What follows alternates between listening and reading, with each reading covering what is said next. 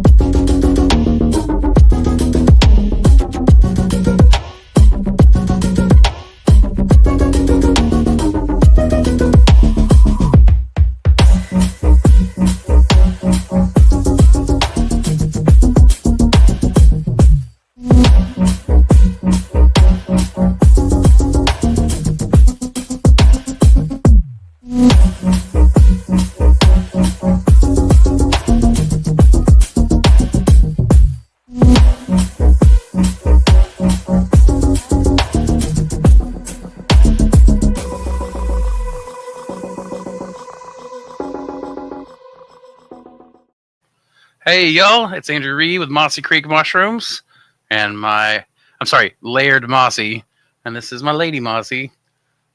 Mossy. Hi. I don't Weak intro. What's up everybody? But it is an intro nonetheless. It is an intro nonetheless, weak though it may be.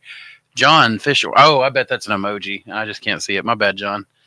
Samantha says, oh, that's you right next to me. Hi all, it's good to be back.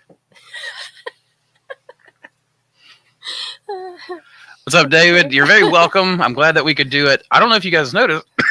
This is the only time I can be two places at once. There we go. I was going to say, oh my gosh, I'm off oxygen, guys. And then the cough started. But yeah, thankfully, since this is a Thanksgiving episode, thankfully, I am mostly off the oxygen. I'm attempting to see how long I can go on this with or without the oxygen.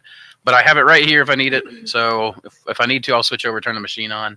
We'll take a break, that kind of thing, and then I'll get back on it. So, but yeah, David, you're very welcome. Thank you. Corn and sausage roast, August 19th, 6th through the 8th, all welcome. Well, I wish I had known about that, David. I love corn and sausage. Hey, what's up, Eric? Bad Tentacles. Happy Thanksgiving to you too, bud.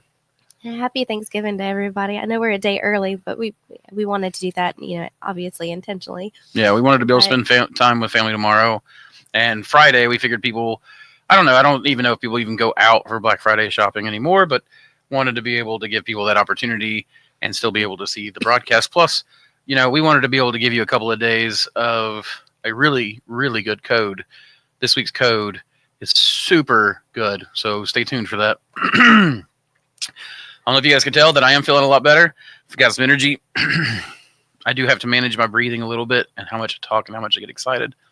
And so does Samantha, even though she's just got a bit of a cough still. But we are definitely feeling some better. But I have no stamina still. I'm still very weak. So while I have energy and I feel like super excited to be able to be here and whatnot, I'm at the same time at the mercy of my body. So we'll see how it goes. Let's check over to Instagram real quick. Hey, we got people. So I can't connect Instagram yet because it's going through a stream key. I found out why I can't get your guys' comments to pop up the way I can YouTube and now Facebook, because we're streaming on Facebook today instead of X. But we got, what's up, Forest Flava Mushrooms? And yeah, man, I'm absolutely in better health. Thank you so much for that. Sport, let's hope you don't need any more oxygen. I'm fingers crossed, prayers sent up. Let's hope that we are there. We got Todd Heslap joining us on Facebook. I was expecting a shiitake log for the oyster I sent. Oh yeah, man, I've been sick, so you've got stuff on the way for sure. Where you traded some stuff in. It's a good chance to talk about the mycological project real quick. We absolutely have the mycologium, which is where you guys can send in cultures or mushrooms, and then we are happy to send stuff back. So usually that's a better way to get a hold of us is email, because I'm not going to remember that from this podcast. So if you want to help me remember that, go to mossycreekmushrooms@gmail.com, Tom, and message that to me so I can make sure to get you taken care of. Again, it's mossycreekmushrooms@gmail.com. Always happy to make sure that I get people who donate, to the mycologium to excuse me, to make sure you guys get that return, because that's what makes the mycologium special from other strain libraries, is that we actually want to reward the people that donate to us. So for sure, we want to make sure that we get you taken care of.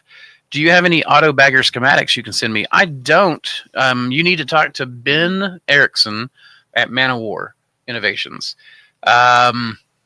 I honestly don't know the best way to contact him other than probably through Mushroom Media Online.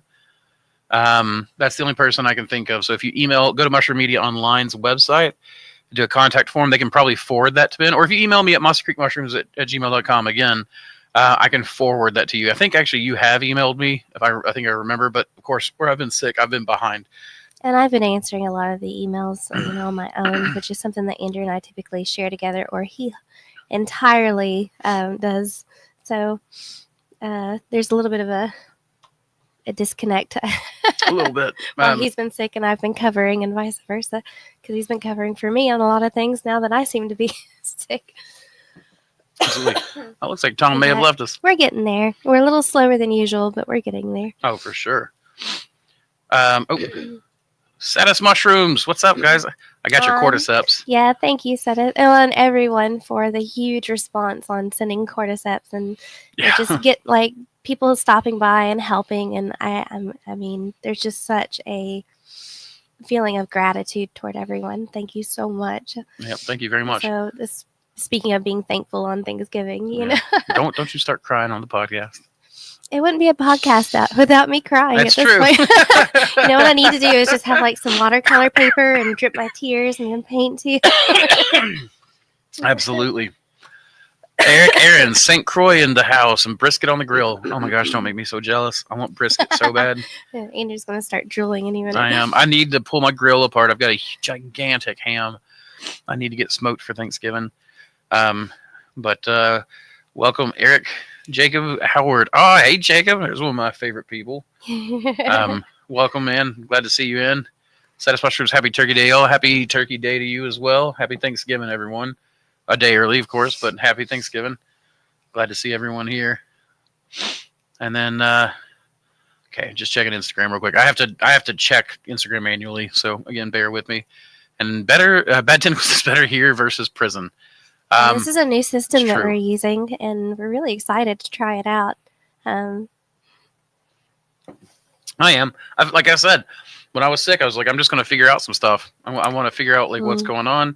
I know we're a day early, and it's like a holiday week, so I don't actually expect this to be a huge podcast in numbers wise. But and I don't have any specific topics to talk about because I didn't know how long I could go.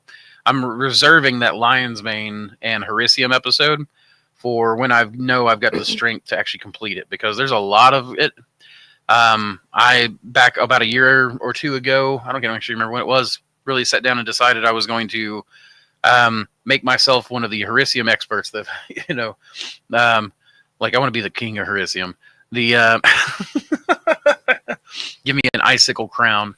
But that's a noble cause. I think anyone who wants to do really well in something that they're curious and interested in, I approve. Right. So I've got a lot of information. I've gone through a lot of textbooks, a lot of studies, a lot of different things. There's everything to talk about, from physiology to biology to even some of the interesting genetics components, the neurological benefits that we talk about, where the science is on that at the moment, et cetera, et cetera. Talk about Lion's Mane coffee, and some others. So yeah, there's a lot of cool things to talk about. But of course, it needs to be an episode whenever I can actually, when we've got the strength, when she doesn't have to stop and cough constantly, and I'm not having voice back, though. I'm really excited about that. Right, and I don't have to manage my breathing so much. Thank you. No, it's just there starts to get a little tickle, and I have to stop occasionally.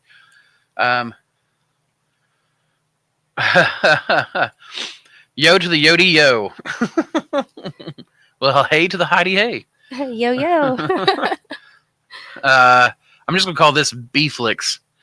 I know that's not what it is. It's probably B Felix, but B Flix. It sounds better to me. But Spore Hubs, love that you're feeling better. Wait, are you saying you are Spore Hubs? Because if you are, I could have sworn I saw you earlier on your Spore Hubs account. Show us your mate. There you go. It has cordyceps and reishi in it. This cordyceps was sent to me by Hodgins Harvest. This specific cordyceps. I've actually gotten 2 or 3 packages of cordyceps, thankfully. You guys have been really taking me there. So let me check Instagram real quick, just make sure I'm not missing people. I guess my title would be Lord of Lions. There you go, the Lord of Lions, man. You could be the Laird. The Laird. Ocean, what's up? What up, guys? Andrew, on the last live, heard you talking about the bag shakers syncing up together to prevent the shakers syncing up. Why not build a separate table for the second bag shaker? Place it just 2 inches away for the first 2x4 table and bag shaker. Glad to see you're getting better, bro. Thanks for always sharing great info. Yeah, it's really just the room in our lab. We have no more room for nothing else. Like there is not a modicum of space that could be. We have squeezed every inch out. Like it is just, and this is something that we've talked about a lot. And even like Bad Tentacles on here, that's Eric. He's the creator and owner of the Myco Mixer. And so he was talking about tables that are actually, they will absorb the vibration and the movement of the shakers itself. I mean, so it's just really, really neat. Like all of these things that we've considered, that has been our exact thought as well. And I think that if you have the room to have multiple tables, that's exactly the way to go. And yeah, you were talking about syncing the bag. Ocean, you were talking about syncing the bags together. We have 2 shakers. I'll put a bag in one of the shakers, and then I'll wait a couple seconds, let it rotate around to where instead of them going at the same time and just wrecking the sealer, like they counter act each other. So. Well, and that's the thing is like now the bag shakers, instead of all going like this. So for anyone who's listening and not watching, I'm rotating both hands like in a clockwise fashion. Instead, now we have one that goes clockwise and one that goes counterclockwise. So they kind of do like this. It's really interesting. Reminds me of an old video game I used to play. Samantha knows what I'm talking about. Mill Creek Market says, much love. Happy Thanksgiving. Happy Thanksgiving, Mill Creek, and everyone else.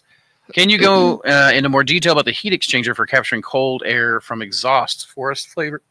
I can a little bit. This is probably one of my weakest points is heating and cooling technologies, because everything I do is based on genetics, basically. So I go for strains that can do well in the seasons that I'm growing in. Actually, I was reading in this book right here, which is super cool, Genetics and Breeding of Edible Mushrooms by Shu-Ting Chang, John A. Buswell, and Philip G. Miles, by Gordon and Breach Science Publishers. It's an older book. I think it was printed in the 90s. But in there, they were talking about how like shiitake growers for indoor growing, log growers have a much wider variety of germplasm, of genetic diversity to work with, versus indoor growers tend to focus on strains that will do well using their systems, and therefore they go into they might even isolate out strains from other people's. Like they might buy the mushrooms, clone them, grow them in their system from their competitors, and see how well they do. And a lot of times competitors' mushroom strains won't do well in other systems because they're literally using the genetics that do best in their systems. And I think that we're going to see a lot more of that in our medium to small mushroom ops as we all grow. That said, because I focus on that, I have a weakness when it comes to heating and cooling technology because I've never needed it. I just swap my strains as I'm growing, or I deal and breed strains like Mother of Pearl. I've seen Mother of Pearl freeze completely solid, and then as it thawed out, it just kept on growing. And then I've seen it grow at 96 degrees. I don't really need a strain. Mother of Pearl is a pearl oyster that really keeps its blue when it's really, really cold. But it is a strain that I can grow practically all year with very little heating. My heating is done by space heaters in a a 12-foot by 20-foot grow room that's changing the air out completely twice every 5 minutes. So about once every 2.5 minutes. That said, the heat exchanger is what the HRVs are really interesting technology, and I think they're really going to do super well. Florida growers are going to love them. I know Montana growers love them. People up in like Canada and stuff will probably really, really like it. I'm in a really moderate area, so we have mild winters and mild summers with just small, very short peaks. That said, we don't have to work really, really, really hard at heating and cooling. We just knock the edge off, so to speak. Like I've got 2 window units for air conditioning just outside my grow room. I don't have to do much. Heat exchangers, what they do is they allow you to take all of that air that you're dumping out. Jacob Howard said that he made a YouTube video on how he made his heat exchanger. Jacob, is your channel Jacob Howard, or is your channel the Mushroom Shop LLC? If you'll put that information in so I can plug it so people can go check it out. I will say that there may or may not be one in development that's modular, inexpensive, and highly effective, and is being prototyped right now. So yeah, John, everyone in my family got the coof. So Samantha got it. The Some kids of got us it. worse than others. I was the last one to get it while taking care of it. Jacob says it's the Mushroom Shop. So if you check out the YouTube channel, the Mushroom Shop, and then type in heat exchanger, you'll find information on it. That is Forest Flavor Mushrooms on Instagram. So, but if you hear this, go check that out on YouTube. But what you want is basically channels for your dirty air going out. And then you want to run a fan pushing clean air in. And you want different channels that have really thin walls. This way, and then you want them to bypass each other as much as possible to create a lot of surface area. So this is really just a radiator style technology. It's just that you're rubbing one dirty air versus the clean air across from each other. And they're separated in separate channels. Yeah.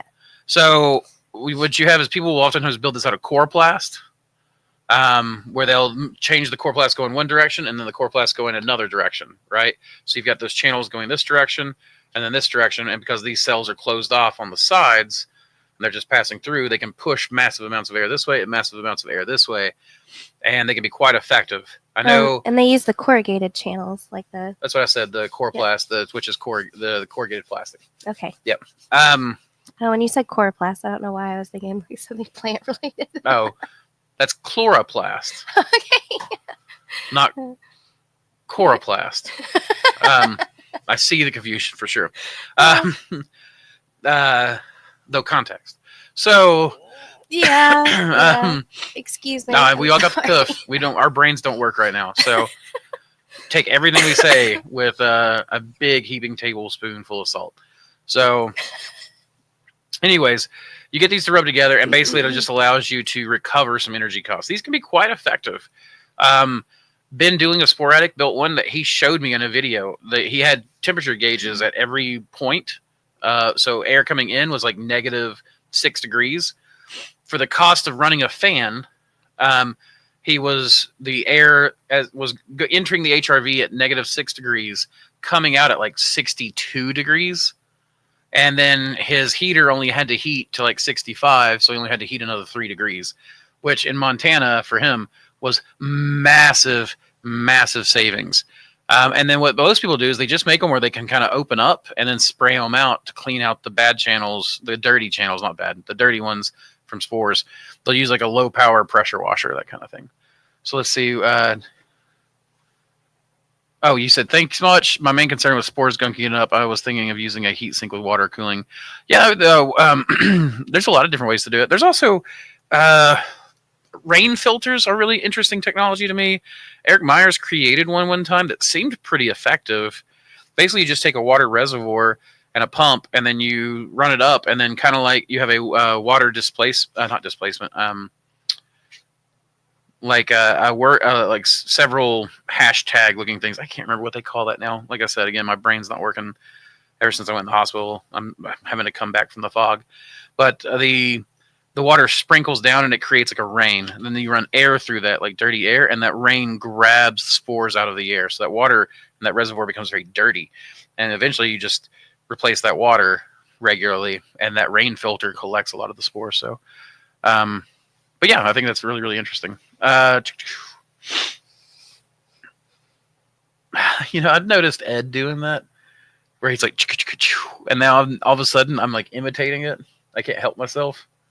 Mockingbird. High fidelity imitator. Not that you guys need to know that much about me personally, but I'm playing. But I've never had the nickname for years of Mockingbird, and it's because I will, like, as I'm talking to people, I'll just pick up people's traits. I don't know why. I just do it. So yeah, Jacob said I made a YouTube video on how I made mine. His heat exchanger, and his YouTube channel is the Mushroom Shop. So for anyone watching and wants to go check that out, do that. Jacob Howard asked if make that coof. Definitely, I'd answer that. Burnt ends sound good to me. Oh my gosh, guys, you're talking about all these smoked meats, and it's killing me. My belly's actually growling. I don't know if I have the strength today to go out there and fix that grill. The auger's stuck, so I've got to go out there and pull the auger. I can help you. There we go. Beeflix, do you think the industry needs more inventory and management technology solutions? Disclaimer, I'm the founder of Spore Hubs, where I'm dedicated on creating tools for farms, e.g. strain allows. So, we'll have to leave that up for now, I guess. If you're talking about like data management and management of like bags as they go through, I think that the mushroom world is in desperate need of some inventory control software that is actually specialized to how mushrooms work. There have been many attempts. We worked with somebody who did it. They shut down. They got sick, so they shut down development, is my understanding.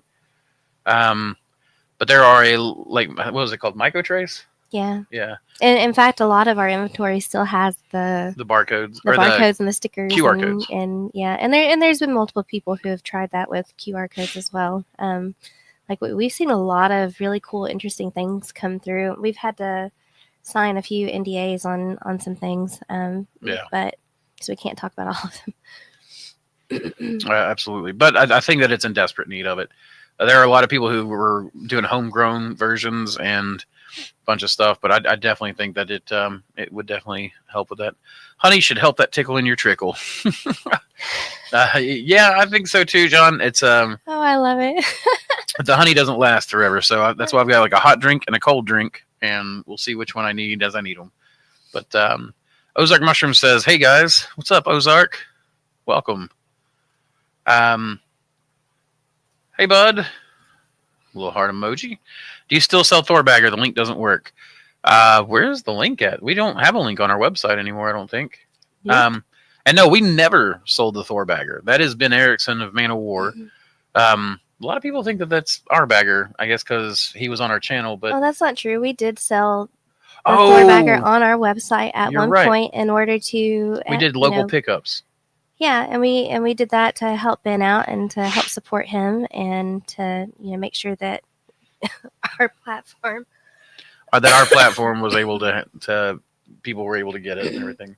Yeah, because it's difficult to build a whole nother website for a whole nother thing whenever you're working 80 hours a week on top of building Thors, on top of trying to create your own company, on top of it's a lot. So but yeah, you can find it on Mushroom Media Online. It's for sale on there. I doubt the link is broken on there.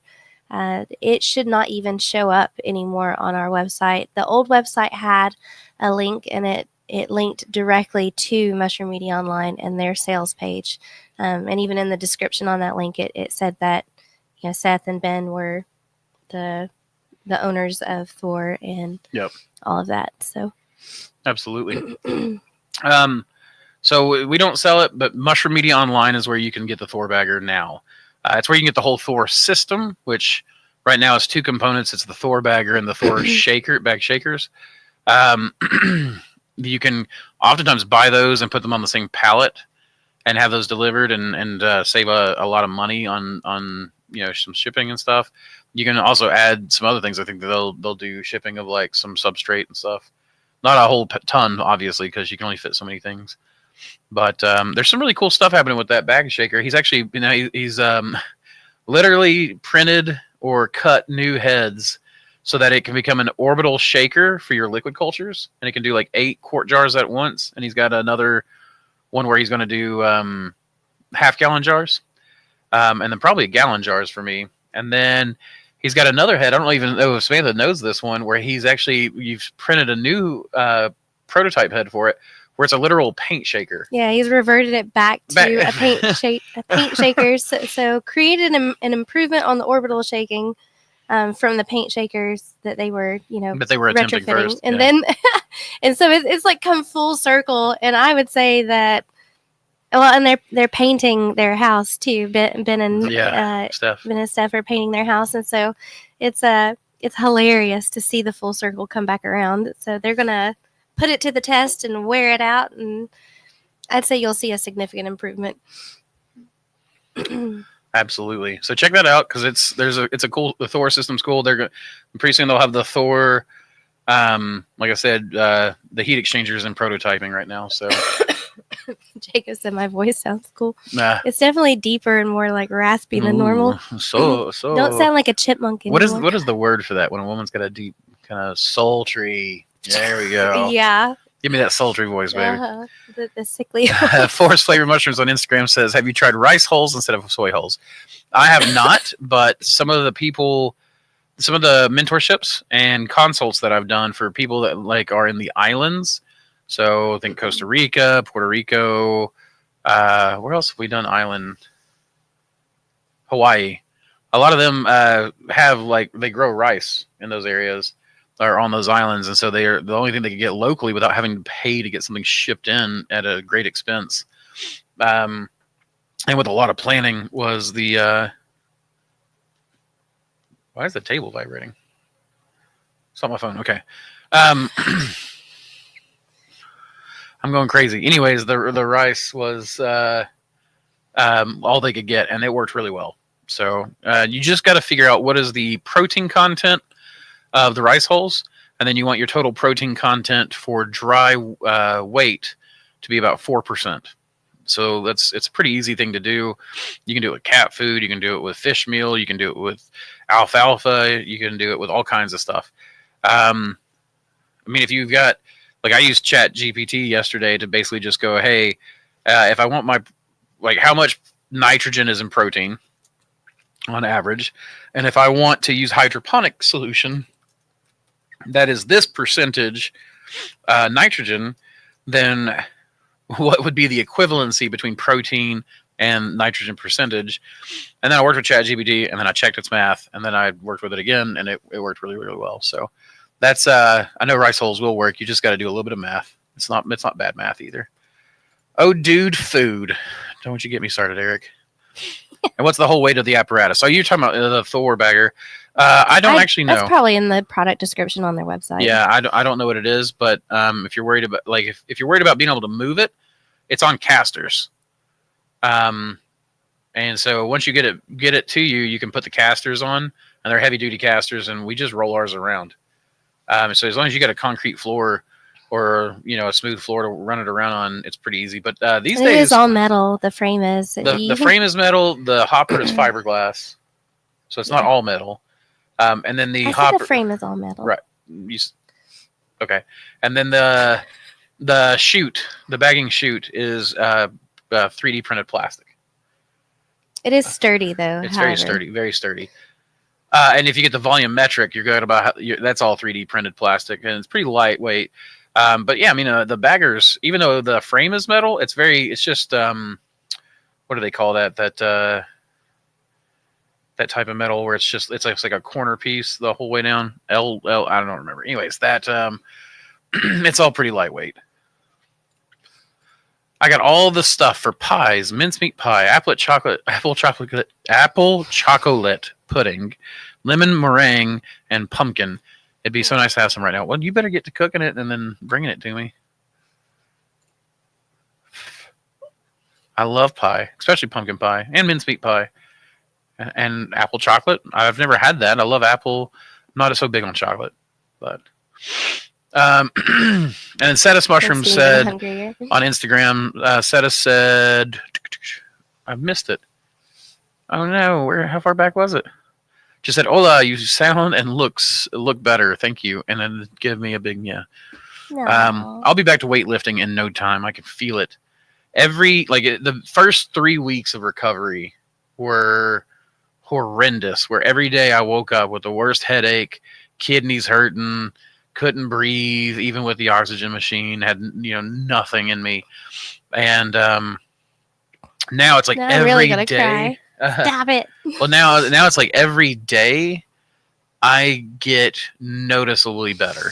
Every day, it's like the more I have recovered, the faster my recovery is happening now. And I assume it's just because my body has less damage and therefore more resources to throw. But yeah, it was pretty bad. I was so weak. I'm still so weak. I can't hardly go on a walk without getting winded. If I do that, I still have to take an oxygen tank with me, that kind of stuff. So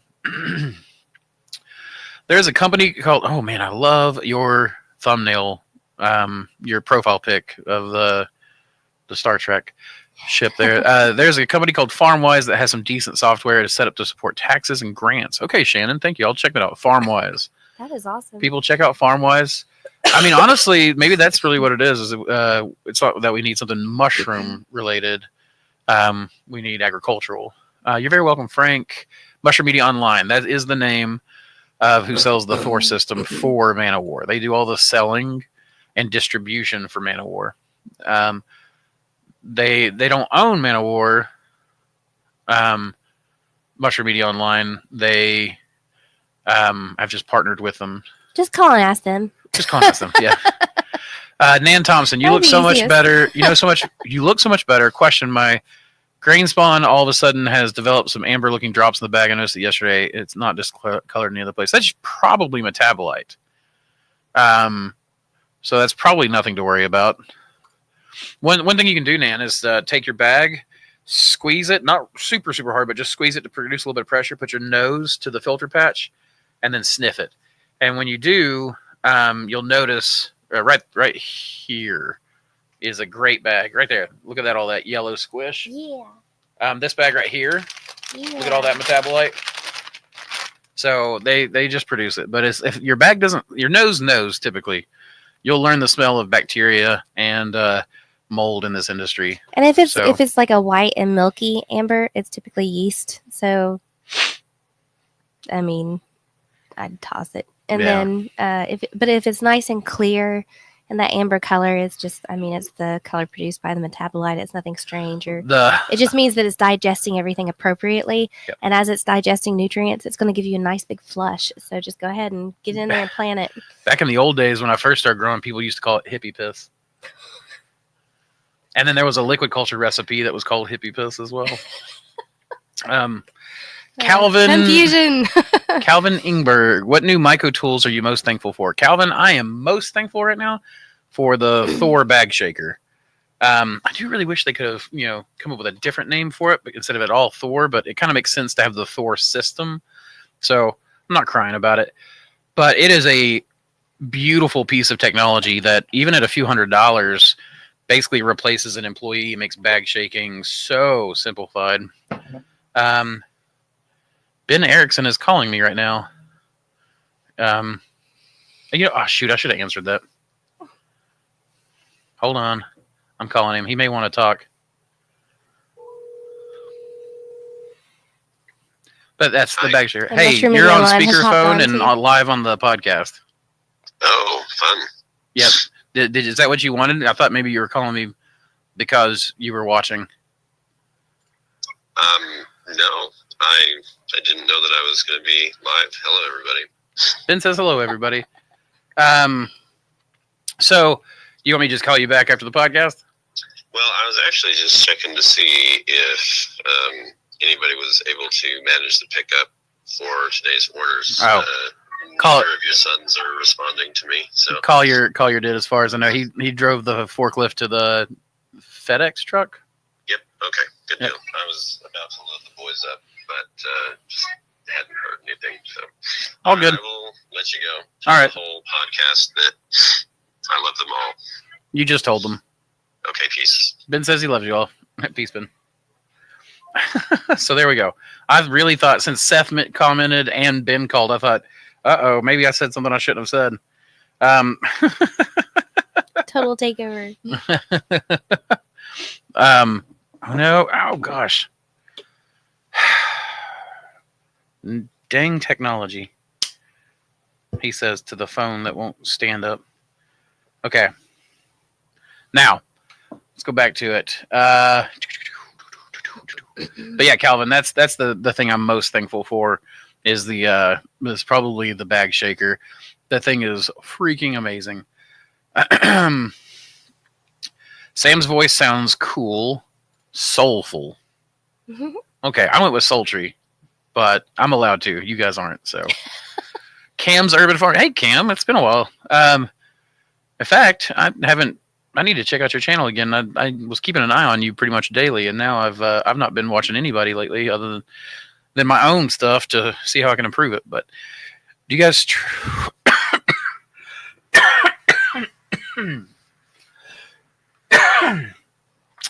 Do you guys treat the water in your humidifier with anything? I think you mentioned a few streams back that you spray it with bleach after cleaning. Do you wash that out or leave it in before filling? I'm gonna let Samantha take this question. She's the one that cleans it. I don't clean it. I don't touch that shit. So we do have a UV light in ours, and I use vinegar to descale it because we have quite a bit of lime and calcium in our water, just naturally, even through filtration, RO filters, and everything else. Like it kind of makes its way through. And then I will alternate to where I will use bleach. Do not use bleach and vinegar together. And then you're rinsing and you're flushing everything. Plus, I'm pressure washing it. So I'm pressure washing the actual discs on the House of Hydro humidifier. A lot of people freak out when I say that. It doesn't hurt it. In fact, John I'm not probably like right up would on not it. recommend that, but that's what we do. I mean, what's funny is that we have had that same set of discs for like over a year now. Well, we've had that same system in there for a year, and a lot of people will say that their disc will crack or break or whatever. And we used to take everything apart, and we would regularly replace the discs whether they were bad or not. Like it was just on a schedule. And as things have come down to like a skeleton crew, it's just Andrew and I, and then we've been sick. We still clean it weekly, if not bi-weekly. Specifically in the summertime, you clean that thing bi-weekly, if not tri-weekly. But in the wintertime, you don't have as much stuff going on, and so the cooler temperatures slows stuff down just in general.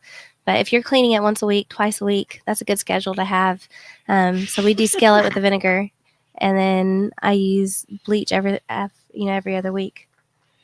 What are you doing? I just looked at your computer, and your playlist underneath it are enchanting Nordic music, Viking drums, and then the next one is death metal with violin symphonies. People don't believe it. Sweet old Samantha loves the death metal, but Samantha loves the death metal. What's funny is when we met, I was all I knew was like Christian music and then classic rock because my dad's band played classic rock. And like professionally, my dad in my entire life has played either professionally like classic rock covers or what did they get into? Not R&B. It's the Motown. My dad got into Motown for the last like 10 years or so.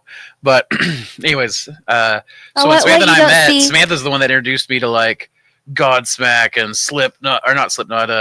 Nine Inch Nails and Tool, like Tool, A Perfect Circle, all that kind of stuff. And so Samantha was the corrupter. It is awesomeness. What you don't see though, like a little further down, is Lo-Fi Studio Ghibli.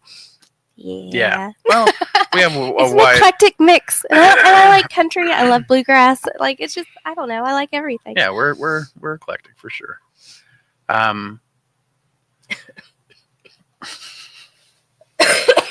Hopefully, I answered everyone's question. I was going to ask if you were done with that. I didn't mean to completely derail you, but It just caught me off guard. I was like, "Yep, death metal." People wouldn't believe me, but I could take a picture of it right now.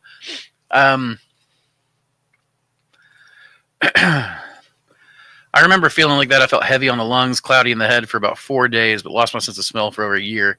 Made changing dirty diapers easier, but food was horrible. Yeah, I lost my sense of taste with the first time I got COVID, but I didn't get sick like at all, hardly. Like it was not even a bad cold. I just lost my sense of taste for months. This time I got some new strain that's like a hybrid between two other strains. It's called African 2 or something.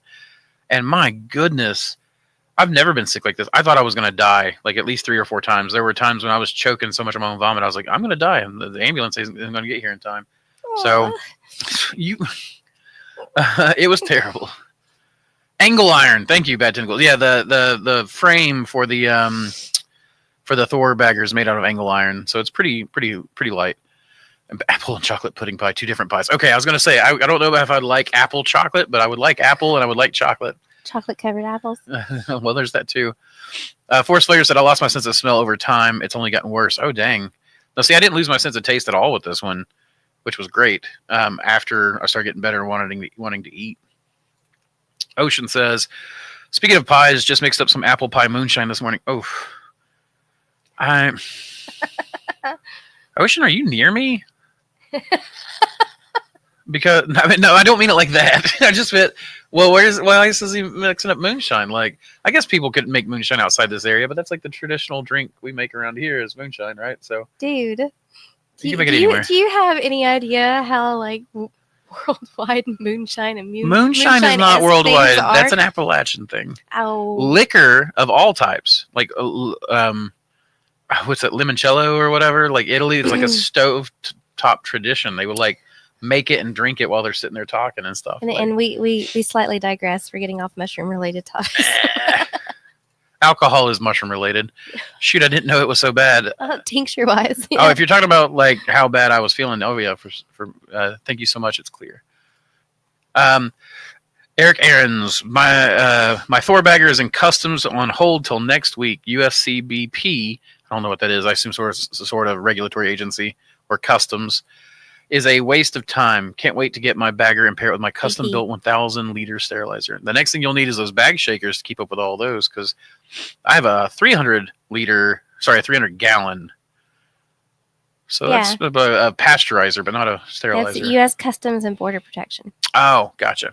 Understood. Roger that. Into the foxhole. Ooh, I like that icon. I grew a crested-looking black pearl king on second flush. Trimming the base, it looks like 4 fruits crammed together. Would cloning close to the cap help me reproduce it, or is it better to go to sport? Well, if you have what's called the king's crown, that's pretty common amongst king oysters and black pearl. It's like a warty-looking substance on the top. It's humidity-related. And it's usually humidity-related, yeah. That said, if you want to go for that, then I would select for as close to that material as I could. It is possible by taking the wartiest looking one that you could do clonal generations and clone for ever more warty. I know that you can do filial generations, it's with spores, or you can do clonal generations, which is tissue to tissue, right? If you took the one that has the biggest crown and you spore printed that and bred it to itself, you have, I feel like, a higher potential to go for more and more crowning than you do with just the clonal generations. But you'll be chasing down a lot of cell lines that may or may not have any of that genetic information in there that make them prone to that. Versus cloning, you know that you're at least selecting tissue that is prone to it, and you can guide by doing, this is basically a genetic isolation. There's 2 different ways to do isolations. There's a clonal isolation, where this mushroom, wherever you're selecting the tissue from, has only certain nuclei. Nuclei. And those will be more prone to that crowning than tissue of mushrooms that may or may not be. The problem is that this is most likely a environmental meets genetic thing. So sometimes your mushrooms that don't have the crowning just didn't meet the right environmental circumstances, even though they have the same disposition to do it. They just didn't meet the right circumstances. So I would clone it and then I would spore print it. I would do both. Pushing the clonal generations for my fast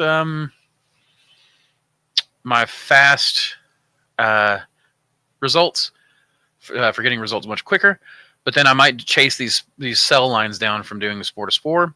But what would be really interesting is as you do your clonal generations, get that down a few generations and chase more and more and come up with some criteria that allows you to go, we got this much on this generation, the next generation we got this much more. So you want to create some sort of standard that you can judge it by instead of just feeling. And then from there, if you can see an actual increase, go 3 or 4 generations and then do a spore print and do it again. And then you'll have 2 separate sets of cell lines coming from 2 different germplasm, spores, which is the filial generations. So it's the spores are germ cells. So that's the sexual selection. Well, could you as well? Because I know whenever we plant kings or BPKs, we typically put it in kind of the drier section of the grow room. We sort of have like a wet and then a dry, and then we have sort of the front of the grow room is a little bit more temperature controlled because it's at the doors versus the backside. And like you start to learn sort of kind of like in permaculture where you learn your land and the different areas you learn your grow room. Could you have like a dry spot where you have your BPKs and you're selecting the ones that are warding, and then you have your kind of wet spot, and then you're selecting the ones that are warding the most, and then you just kind of continue to. You could do that for sure. What's interesting is what you're doing there is a very Zerg kind of method from StarCraft. Oh crap! What is his name? The Strain Master, and I can't remember, from Heart of the Swarm. I don't know. It's when he's one of my heroes of all time, one of the best characters ever. But anyways, the what you're doing there is creating environmental conditions that you're then setting in, and then selecting for who does what, who survives, what I would do is Strain Master StarCraft or whatever if you're looking for it, but Abathur, that's his name, Abathur. So, good memory. One of the things he does, so for instance, I'll to answer your question, Samantha, he finds like, oh, okay, I want something that has unique properties. Let me find this like planet with these lava flows. So I'm just going to seed it with like 10,000 Zerglings. And then I'm going to give them some sort of mutagen where they mutate more often, right? And now I'm just going to watch them live and die over and over and over again until one finally pops with some sort of adaptation that I find interesting. I'll then collect that, incorporate it into the swarm, proliferate that DNA, etc. That's kind of what you're talking about doing in the grow room, which is take these mushrooms, set them in different environmental conditions, dry and wet, and now you're selecting either germ cell lines or filial or clonal lines. So germ cell by taking the spore print from that. Germ cell is always sexual cells. So germ cell would be sperm and egg in animals. In plants, it's pollen and ovum, and in mushrooms, it's spores or fungus. It just makes me think some plants it's spore too, like ferns and things. It makes me think of tulips and the stripes that they would get from basically a viral infection. Virus, yeah. Yeah, and then I sit there and I follow a lot of flower farmers, and in fact, we have a local flower farmer that I just adore. And then it just someone came up. They were growing dahlias, and what did they name? They found a dahlia that was different from all the rest. And that one you showed me? Yeah, I can't it looked remember like now. a daffodil, and they called it a daffodilia. Daffodilias. It's hilarious. Oh my gosh. You gotta look it up. We better go awesome. buy one now before everyone runs and buys one because it's incredible. They're already sold out. Okay. Yeah, she's trying to build up her stock essentially, but a lot of flower farmers will get into breeding, and then they'll get into selling their own bulbs, and so it's just kind of it's neat seeing it in your own grow room. And every person has a unique environment. And something that I was going to say earlier, whenever you were and I forgot to, when you were talking about Mother of Pearl, I was sitting there thinking about Ben Dooling and how he sent back. We've been slowly kind of having people and folks send back the Mother strains of Pearl that they have purchased, and he's in Montana, where it's, he's putting a heater in his walk-in to keep everything from freezing, which is hilarious that you have to heat your cooling. Anyway, but we brought it back here and we fruited it out, and where it's so warm here in the South, like it just it came out white, and you can't. His cell line, whenever he sent it back, it won't go blue anymore for us, even in the heart of winter.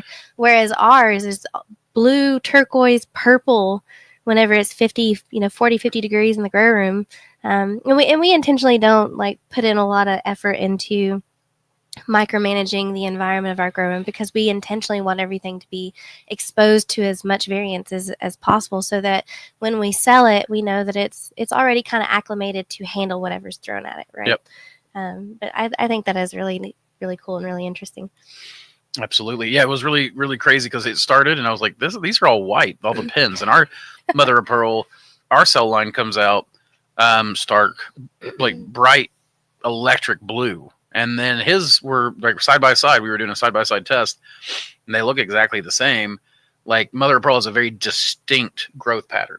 It's got, I don't know if it's a mutation or what, but caps grow in an orb. So you have caps that are upside down, caps that are facing straight out, caps that are up, straight up. And then you have, as they fruit and they start to flip out, they kind of create this marbled, warped orb. And it's beautiful.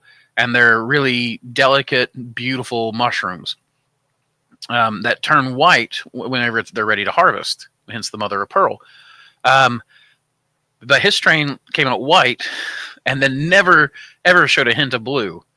And I called him and I told him, and he's like, oh, ours are coming out blue, though, for them. So for some reason, when they isolated it and sent it to me during their cleanup process, because they do, every time they get syringes from anybody, they always just automatically run it through a cleanup procedure.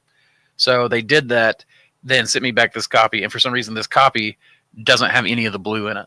Well, and we talked a little bit, because his counterpart in the lab is, I forgot her name. I'm sorry. I forgot her name at the moment too. Dang it! I was hoping you would cover for me. I wish I could remember. Well, she's amazing, and it's we sat there and thought, well, maybe she need a biopsy from a specific point, and then that from there that kind of changed something. Yeah. There's all sorts of things that go on, down to your lab technician or your laboratory practices, on top of your grow room, on top of your environment, on top of everything else. It's cool. Absolutely. We like it a lot. From Instagram, hello. From Guatemala, Central America, Gastrofungi is my mushroom factory. Oh, wowza. Man, I'll have to check you out. I'll see if I can get on Instagram here in a little bit and give you a follow if I'm not already following you. Mushroom Media Online says, Ben and I had talked about about a setting to alternate directions of rotation back and forth for the Thor bagger. That's interesting. That would be cool if there is a switch for that. I would love that very much. Jacob Howard, are you making mushroom gravy tomorrow? I actually thought about it. So we are going to try to go eat with my family. I've not had an outing since I got sick. So other than I rode with Samantha to go on a drive-through. So that's pretty much it.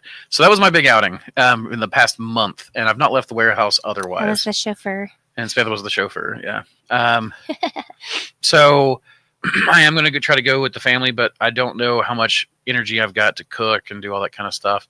I am, just for our own family, cooking a big ham, and we'll do some vegetables and probably some fried potatoes, or maybe baked potatoes.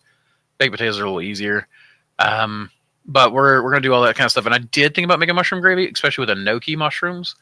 Oh my gosh, enoki mushrooms are one of my favorite to eat, and they're one of my favorites to grow. In fact, we got a wall of enoki growing in the grow room right now, pinning. And yeah, I'd love to make a mushroom gravy with enoki. I have not done gravy yet with enoki. But I've done it with oysters, and an oyster like a mushroom gravy was great. roux, and then do gravy with the. Yep. Eric Ants also getting custom built wood shredder and pellet mill. That's cool. Yeah, then you can pelletize anything you want.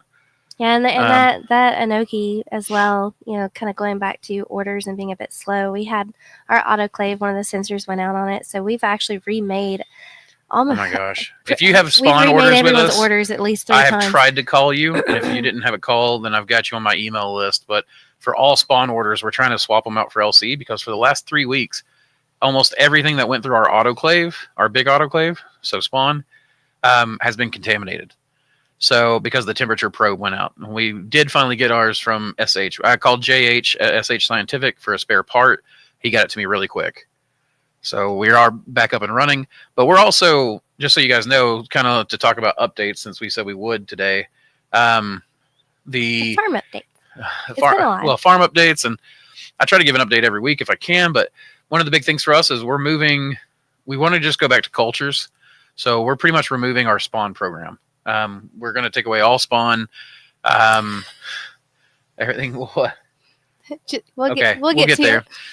So we're removing the spawn program, doing liquid cultures and slants and things like that. As far as like the mycologium, we're actually going to do a separate website for that, we think. So this website right now we're focused on our mushroom extracts, which we actually have. Samantha has got them all pretty much ready to go. Anyone who's ordered extracts and has been waiting, having done for the pre-orders, Samantha just got those boxed up. So all of those are about to go out. And right now, I mean, we've got reishi in stock, lion's mane, golden enoki, maitake, and oyster all ready.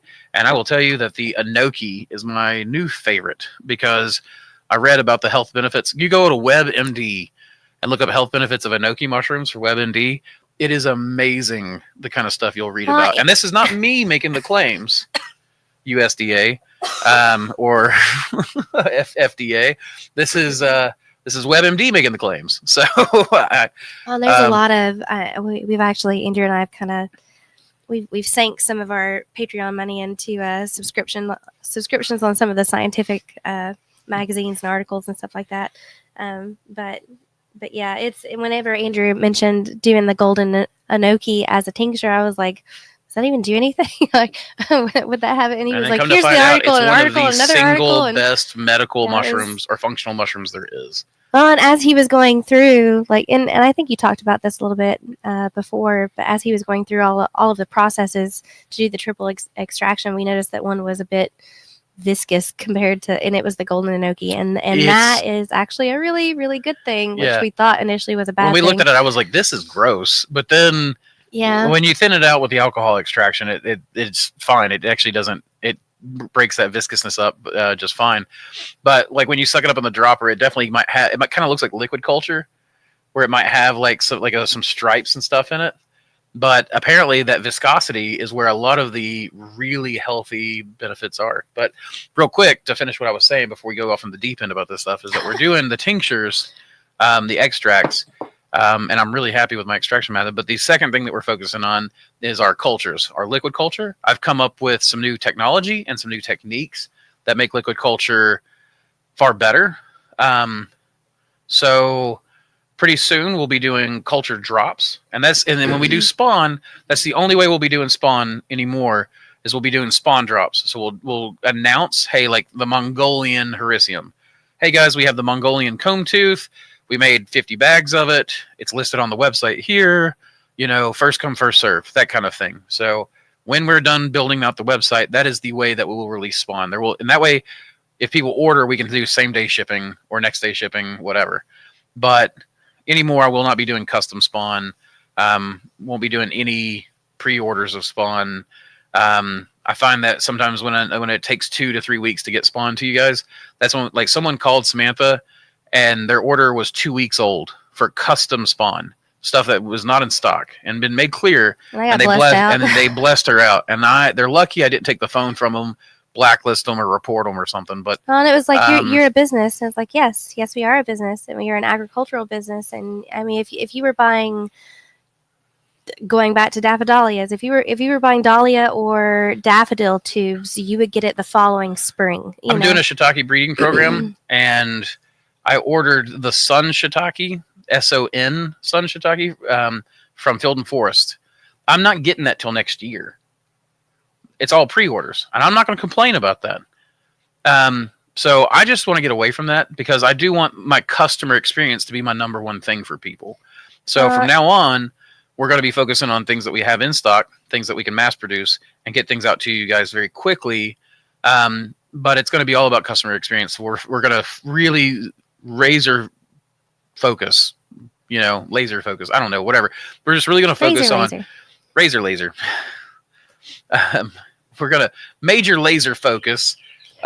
Really down to customer experience, speed, and quality products, quality strains with a quality liquid culture, and get that out to you guys fast. There'll be some things like some of our higher end strains that are only offered in slants, and that won't be mass produced, but that kind of stuff. So I just heard a bay door and some machinery going on. So Ben, I think you're getting taken care of. And just real quick, a few people have called and tried to make a suggestion of why don't we just keep inventory and put it in the walk-in, and it's hard to do with 50 strains. You can easily, and we have put ourselves in debt buying substrate and trying to keep inventory on everything, and then sometimes the orders come in and sometimes they don't, and then you're then picking out on your inventory things that are fruiting and things that are just right, and you can very, very quickly overwhelm yourself as a small business financially doing that. And it is honestly best to make the order fresh upon arrival. You get the invoice in, you make it to that specification, and you send it and ship it out at that perfect moment. Like that's the best for you as a consumer. It's the best for us as a just in time kind of manufacturing as on the farm and agricultural side. You're not taking up space and taking up substrate that could be allocated towards something more important. Well, I mean, I'll put it this way. We have Appalachian Enoki in the walk-in. And as people who know about Enoki, it likes cold. I mean, it has like 12-inch fruits on it right now that I checked yesterday. And so it really needs to just be hard. We may just fruit our Enoki in there, but it's not like we can just put spawn in stock and keep it forever without it going bad. And I think that's all we need to say on this. And with 600 strains, like at this point, we've got over 600 strains. But granted, we're only selling like 30 to 50. But even then, trying to custom keep stock of all of them is just, it's a lot. With such a small crew, when we're trying to do the bioprospecting, the videos and everything else, I think we're good. We're beating a dead horse. David Evans, I started using a HEPA air scrubber from Vivor for my air intake on my humidifier. Seems to keep things a lot cleaner. That's a great idea, actually. I really like that. I really, really, really like that idea. The idea of having clean air going right into the humidifier. I can just put it on the end of we try to do positive pressure from a cleaner space, but even then it still gets dirty. But honestly, I don't think that cleaning it regularly has been pretty good for us. I would still want to clean it even if we got air scrubber. Which thing are you cleaning? Because we're cleaning everything. So he started using a HEPA air scrubber from Vivor for his air intake on his humidifier. Okay, humidifier. Gotcha. Yep. Gotcha. So. Yeah, going down to Cactus Hat's operation was amazing because he really sunk in quite a bit of investment into all the really cool things that is it's very integral. Not just to him, but down there they deal with a lot of sulfur, right? Mm-hmm. Like the Florida water is, it's not just with us, it's calcium buildup, and then down there you're talking about sulfur and the redness and the iron and all of that other stuff. And so he put in a huge investment on the filtration system, and a lot of people do anyway because they want to make sure that everything going in their humidifier is clean. And so it's just that was a really cool setup, and I was really impressed by all of that. But filtering the air, filtering the water, it doesn't. That's really the way that you want to go. Yeah, for sure. Absolutely. Oh man, I lost my place. Apple pie moonshine, 1 gallon apple cider, 1 gallon apple juice, gallon of shine, whipped cream vodka, 8 cinnamon sticks. Okay. You're doing it the modern way. I gotcha. We're ready for that code, are we, I guess? It's up. Okay, cool. In that case, guys, I'm going to play a quick commercial for you guys, and then we'll be right back with that discount code. Be right back. Introducing the future of mycology, Dr. Silurian's Elixir of Mycelial Mastery. This isn't your average culture mix.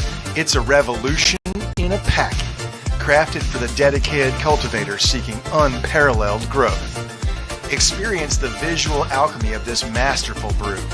As you mix 10 grams with 500 milliliters of water, watch the solution transform into a rich, amber spectacle, the hallmark of a nutrient-dense sanctuary for your burgeoning mycelium. This is where vibrant color meets vibrant life, setting our elixir apart from the ordinary clear liquid cultures. Prepare to be captivated. Mix 10 grams of Dr. Silurian's elixir with 500 milliliters of water, add a stir bar for thorough integration, and sterilize the blend at 15 psi for 45 minutes. Once cooled, introduce your favorite culture into this perfectly prepared, nutrient-rich environment. Watch in awe as the elixir works its magic, unveiling a mycelial masterpiece before your eyes. Choose Dr. Silurian's Elixir of Mycelial Mastery for a mycological adventure that's as visually enchanting as it is potent. And we're back. All right, guys. So get you some of that Dr. Silurian's. It's amazing stuff. Like, I've really sat down and researched a lot about what type of sugars produce the most biomass, what types of sugars protect from enzyme blindness, what types of sugars, what types of amino acids, et cetera, et cetera. So check that stuff out. And to help you get over the sticker shock, which we're actually quite competitive, but to help you get over the sticker shock of anything on our website, use code TURKEY this week. You turkeys. Capital T, lowercase URKEY. This is for Thanksgiving. This will be good until Thursday of next week, right? Yeah. Okay, Thursday. So even though today is Wednesday and we're broadcasting on Wednesday, we're releasing on Wednesday. Yep. I still made it Thursday of next week. And we made sure, because there's all these Black Friday sales. We know that you guys are wanting to buy some stuff, maybe some Christmas things. We've got our extracts. It'll be 30% off your extracts. It's 30% off your liquid cultures. You want slants. The only thing I ask you not to do is, if you do go on the website and there is spawn available, please don't purchase the spawn, because I'm going through and I'm shutting that stuff down on the website. And it's in part because of the huge abundance. Like, when we released all that, we didn't expect so many people. So many spawn orders in particular. It's been amazing. And then Andrew made the comment of, because people were asking, hey, how can we help? And Andrew was like, just support us on the website. And people did, thankfully, which was very kind. But to help, thank you guys, show our thankfulness to you all during this time of thankfulness. Or at least one person has said there's no sound. So there's sound so far. Sound check. Can everybody else hear sound here? I'm getting sound back in the feed. Hello. Yeah, there's sound on my test feed and stuff. You might need to just reload, Widman. But yeah, use code TURKEY to show our appreciation. We're doing twice as much discount as what we normally do. You guys have really helped support us through my time. And for that, I want to just say thank you guys. Here's twice the discount we would normally give during a week. So 30% off, Well, and we're starting to send out codes on. So we upped it to 30% this week, but then we're going to start including codes on customer orders so you can stack them. Yep. So if you buy from us, then you'll get a code, and then our codes here on this show that we do at random times for you guys, plus the codes, the thank you for loyal customer codes, or thank you from ordering them from us codes that you'll get in your packages. Those are all stackable. So if you get a 15% and a 15%, from here, and a 15% from your order, then that's 30% off. Thanks for that business. Come back, and we're gonna make sure that we do. We just really want to thank you guys so much we're going to focus, like I said, on customer service, and we really want to make this enjoyable and affordable for you guys. And you're going to see some changes on the new website too. Like, we'll not talk about all of them, but you're going to see some differences. Absolutely. And all of that is just to make sure that it's more manageable for us, that you guys, most people are not getting impatient. Most people are very understanding. They're farmers themselves. They understand. And then anyone who's reached out and they're a little frustrated with the timing on the 2 weeks, you've already gotten your refund. Yep, absolutely. Yeah. Oh my gosh. I really don't know how to pronounce this name, and I'm so sorry, but gastrofungi.gt is on Instagram. I know that you're in Guatemala, so gastrofungi.gt is what I'm going to check out. So thanks for checking that. Let me know. Aram says, much love from NorCal. I'm reading off the Instagram comments. I cannot pull them up live for you guys, and apologize for that. Guille? I wonder if you could copy and paste some of the more important ones. Paste it yourself as Mossy Creek on ours. I don't know. It doesn't look like... That would be complicated a bit won't more. Let me do it. Do you guys keep the air exhaust 24/7? I did, but then I got a horrible idea to experiment. Might go back to 24/7. I do 24/7, but I do it on low. And then as spores build up on my fan, I slowly turn up the fan. Mill Creek Market says, we hear you. Okay. Max said, take my money. Take my money. Alex Stone, hey, kind of new to the mushroom world. I have a question about rotating grows. For selling at markets and supplying restaurants, is there a particular method or approach that you recommend? Thanks. For rotating grows, what I do here at the Up, what Samantha and I do is we have 4 walls in our grow room, and then we focus on a 4-week cycle. So this wall gets done this week, the next wall the next week, the next wall the next week, the next wall the next week. Then back to the old wall, rip it out, clean it, deep clean that section, and light clean everything else.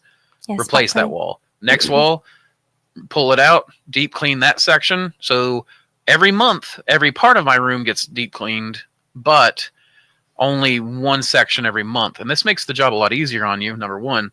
But number two, it also keeps you consistent because you're planting every week, and therefore eventually as your cycles start to kick in, you get mushrooms every week. Then your seconds and your thirds come in, and they come in roughly, scattered throughout. And so the seconds and thirds can save you if you have an emergency order. You can place like 4 clusters in a box and then some seconds to finish off your weight. So you make a 10-pound case. Basically your buffer. Yeah. And then you try to make money on your first flush, but then your second and your third flush that happens in those next 3 weeks tends to be pure profit. Yeah, exactly. So that's what I would do. Oh, sorry. And the wall that you're throwing out, you might be getting some 4th flushes, and that's typically like one giant mushroom versus right. Yeah. And then what that also does is it gives you, like, if you plant it, what we like to do is plant half that wall in the beginning of the week, half the wall in the end of the week, and that gives us kind of 2 spikes throughout the week. But you can do it all at one time, so you get one big spike, and then smattering throughout the week. I do think that you should check your grow room and probably pick every morning, every evening that you can, and remove any contaminated blocks, that kind of stuff. So you don't need to spend a lot of time in your grow room, but if you go in there and spend a few minutes every day, you can pick everything, pull contaminations, put eyes every day as a mushroom farmer. Every work day, you should be laying eyes on every part of your op, every block, etc. So you want to make things easy for you to go on your patrol. As the owner, as the farm manager, your job is to lay eyes on everything, find problems in the system, fix the system. And then as you get employees, they will work the production parts. And you will fill in when needed to fill in, but your job really is to direct and early detect problems, find solutions, find sales. And then if you're talking about what's the best thing for selling at markets and supplying restaurants, for restaurants, I usually just type in fine dining near me, find these restaurants around, and then go to them, bring them a full-size sample case. So you always want to be, one of the great things about this 4-week cycle is that you have a certain amount of real estate. Now you get to tell that chef, hey, I'd like to get you on a weekly order. That way I know how much real estate to give you in my grow room. Every week I'll plant these 5 blocks on a shelf for you. And you'll know that you're getting mushrooms. because you'll be prioritized. It's the same thing with your CSA too, yep. and we've described it as kind of renting space for that future Yep. Harvest, and that way we can That's make exactly sure everyone. what we tell chefs is that you're not buying mushrooms from us so much as you're renting space in our grow room and then hiring us for the service. I know. I said that to someone who dropped in, and it turns out they go to church with your parents, and they were like, "Well, they mentioned something about renting space," and they were kind of confused. And I was like, I can absolutely see how that is confusing, but it's like I don't know, renting property and sort of sharecropping on someone else's property so that you can make sure you have that harvest. And if you ever call restaurants, always ask to speak to the person in charge of purchasing produce. That could be the head chef. They could have a produce purchaser. They could have a manager or an owner who is between you and the chef. So one of the best things to do is drop in with a case. Hey, can I speak to the person in charge of purchasing produce? Can I leave this case here? Get eyes on it. And let your mushrooms sell themselves. That's always the big thing for me is get mushrooms in front of them. So you want to find the person. So if you call, who is the person I'm searching for? Try to show up when they're there. Get them to lay eyes on it, because a lot of times when they see your mushrooms, it'll sell itself. Yeah. So you don't even have to try. Yep. A lot of times when I was first starting, I would do that. I would leave the case at the restaurant. I'd be like, hey, I know your time's important. I'll leave and I'll start heading out. And before I even leave the parking lot, they're calling me on my cell phone. Hey, can you come back in here? These are amazing. I'd like to set up 2 to 3 cases. We had one restaurant used to do 6 cases a week. Then we had another restaurant. Oh my gosh. Do you remember Rebel Kitchen? Oh, I miss Rebel Kitchen. That was like 12 cases a week. Wine City, Old City Wine Bar. Yeah, Old City Wine Bar. And then, when we were used to, we don't do direct to restaurant sales anymore. The resort. Oh my gosh, Blackberry, the resort. We used to sell to them, and they take like 20 cases a week. That was such a good account. But also keep in mind with larger accounts like that too. It's typically like a 30-day net, or you won't get paid every 30 days. Yeah, it's kind of like a teacher's salary, right?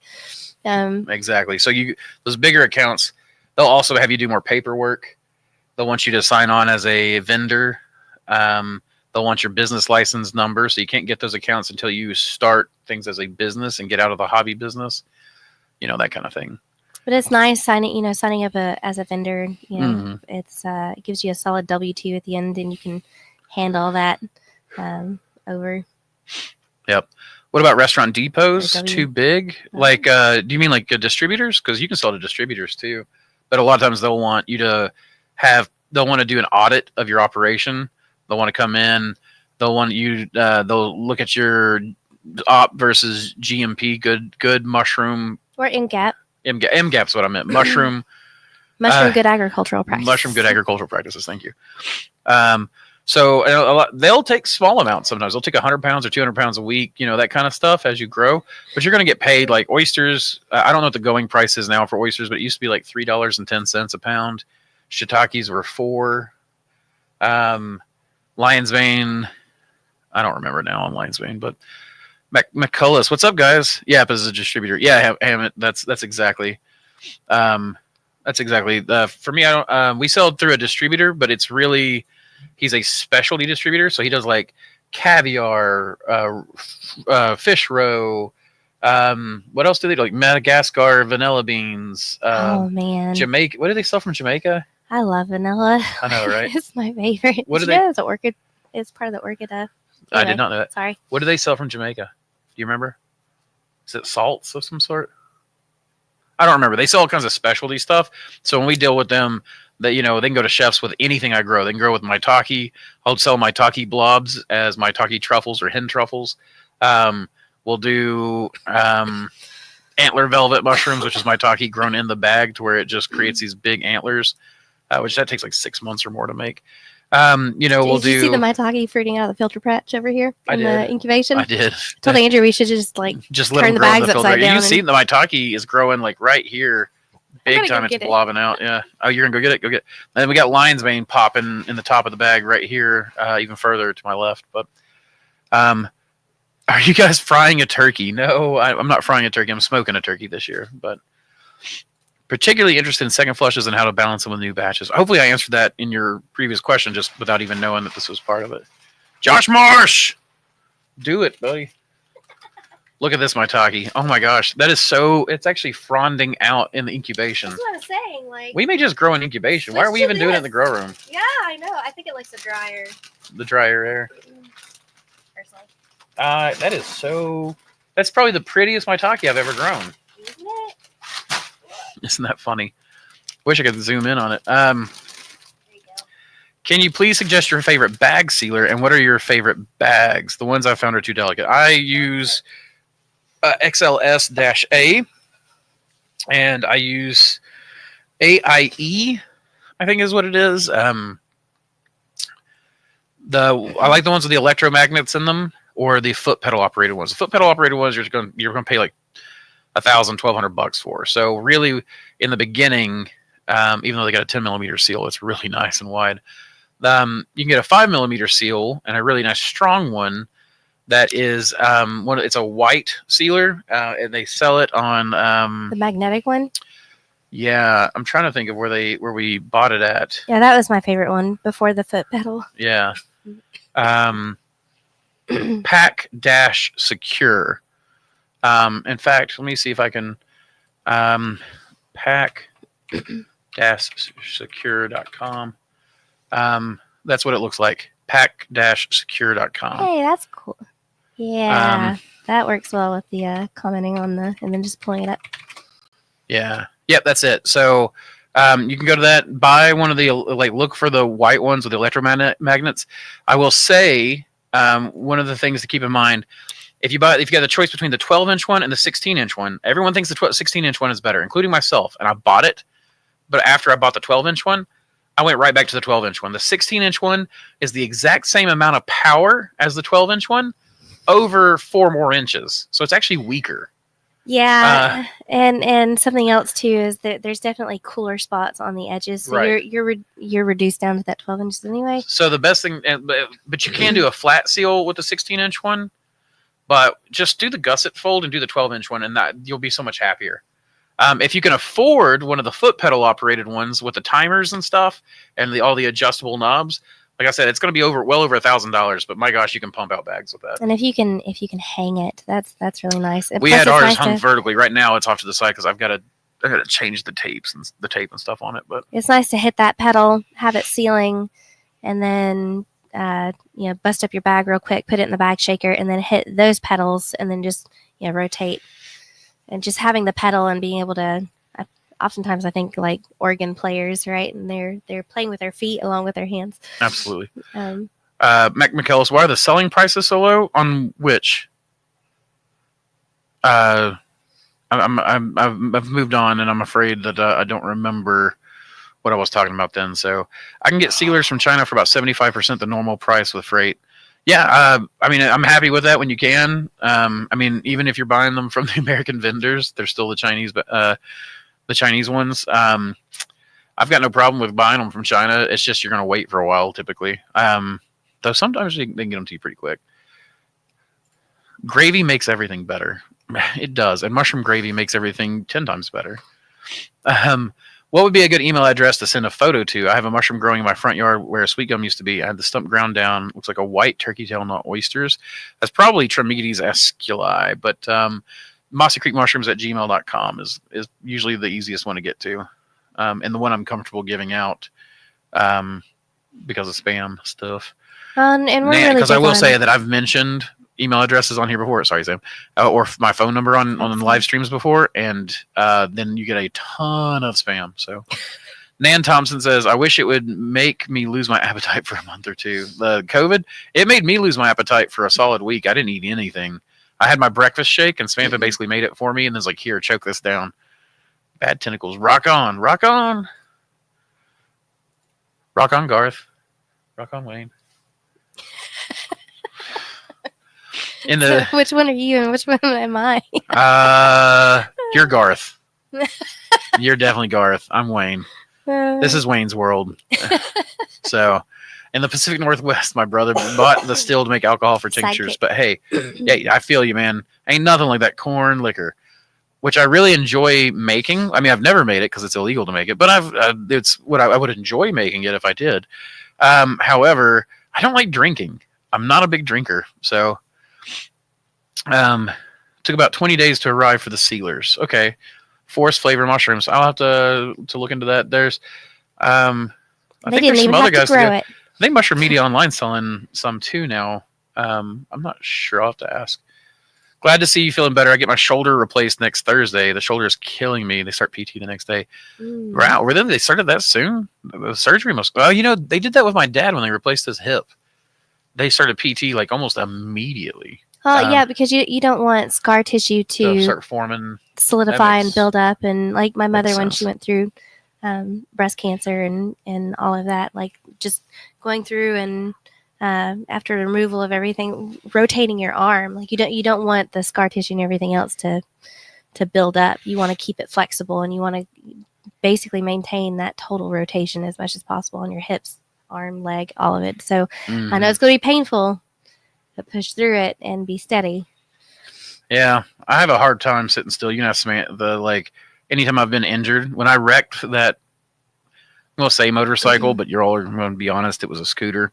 I was still going 45 miles per hour, but I almost ran over him. And she almost ran. I wrecked literally in front of Samantha. It scared the death out of her. But and it was on a gravel road, so whenever I oh my god, that road rash was bad. Slid. I saw people who saw me and they cried. But yeah, that I started getting up and trying to like move around, and Samantha's like, "You need to lay down and rest," doctor's orders, and I was like, I can't. For some reason, when I'm hurt, I can't sit still. So, thank you for sharing your knowledge. I pray God blesses you and your family. Well, thank you, Thing. I pray the same thing for you. I love some Celtic metal instrumentals. Samantha does too. So do I. I love piano and violin. Have always been. Oh my gosh, Amon Amarth's "Put Your Back into the Oar" is one of my favorite weightlifting songs, and I do rows to it. And there's a part of the song where it's like dun dun row, dun dun row, and I just love that. Like you just do bent over rows, and you just start like just pumping iron. Ugh, I love iron mancy. It's one of the types of magic I believe in. I can levitate metal. Did you know that? I can take metal and put it in the sky, and then I can put it down, and then I can put it back up in the sky. Iron mancy's amazing. All this Jeremy talk makes me feel dirty. Oh, look at that. It's Ben and the kids. Oh, it's so golly. Aww. All of them are cute, but that one, oh my gosh. Hunter is so unbelievably cute. Well, his voice too. It's such a high pitched, like just, I don't know. It definitely has cuteness factor. Oh yeah, those are my little nephews. Another question here, if I may. What sensors are just good enough for farmers today? I mean, the biggest thing for sensors for me is thermostat and humidistat sensors. I mean, that's all I use. So, and I don't even use the thermostat in that. I have a little hot box for growing stuff that I want to eat or whatever, or consume through the winter time that requires warmer temperatures. You drink mate in the U.S.? Absolutely. I love mate. I love that I'm getting so many people from South America. I've been putting hashtag hongos. I think every post, and I know that's where one of the strongest mushroom cultures in the world is in South America. You can see that in part from the Incan mushroom stones and stuff. But like, holy crap! Like, it makes me so happy to have so many people recognize that I'm drinking mate in here. So I want to go to South America so bad. I want to go to all of it, but I so badly want to go to Peru and Chile and Argentina, and oh my gosh, right there on the very tip of the coast, where the those islands, I forgot what they're called. But anyways, I think you'll find that a lot of people drink a lot of things and eat a lot of things in America, and I know there's a few people that are like, Americans are stupid, they're central, but I think you have so many, as an American, you have so many cultures and so many different types of individuals, and it's one of the defining characteristics of being American is and one of the trying exciting other things people's cultures and sharing your own. Trying everyone's, everyone's a mutt essentially, and so it's just you try a little bit of everything that is a part of you. It's a lovely, beautiful thing, in my opinion. I agree, 100%.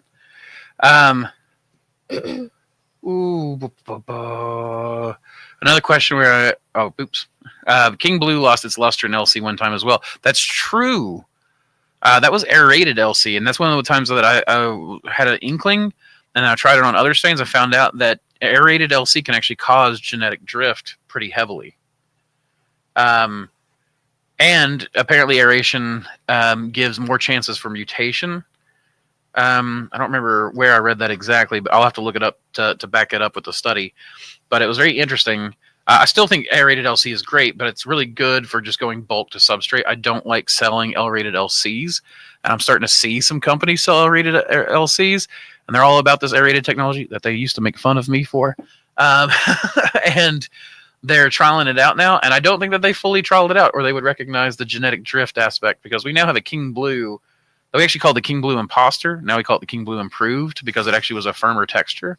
But the texture changed as well as the color. It lost like its blue. And the shelf life increased. That was actually... It's brown now. It was one of the few times that the aerated LC actually created a positive mutation or a positive genetic drift. But, yeah. One of the reasons why we do the things that we do, and everything, again, is made fresh. It's just not divided and divided and divided. And slants are important, y'all. Who knew? Absolutely. Max, it says... cheers from Chile. Manly Mushroom says, come to Australia. That's enough. I want to travel the entire world. I really, I don't know that I ever will be able to travel the world. I maintain that I will. You will.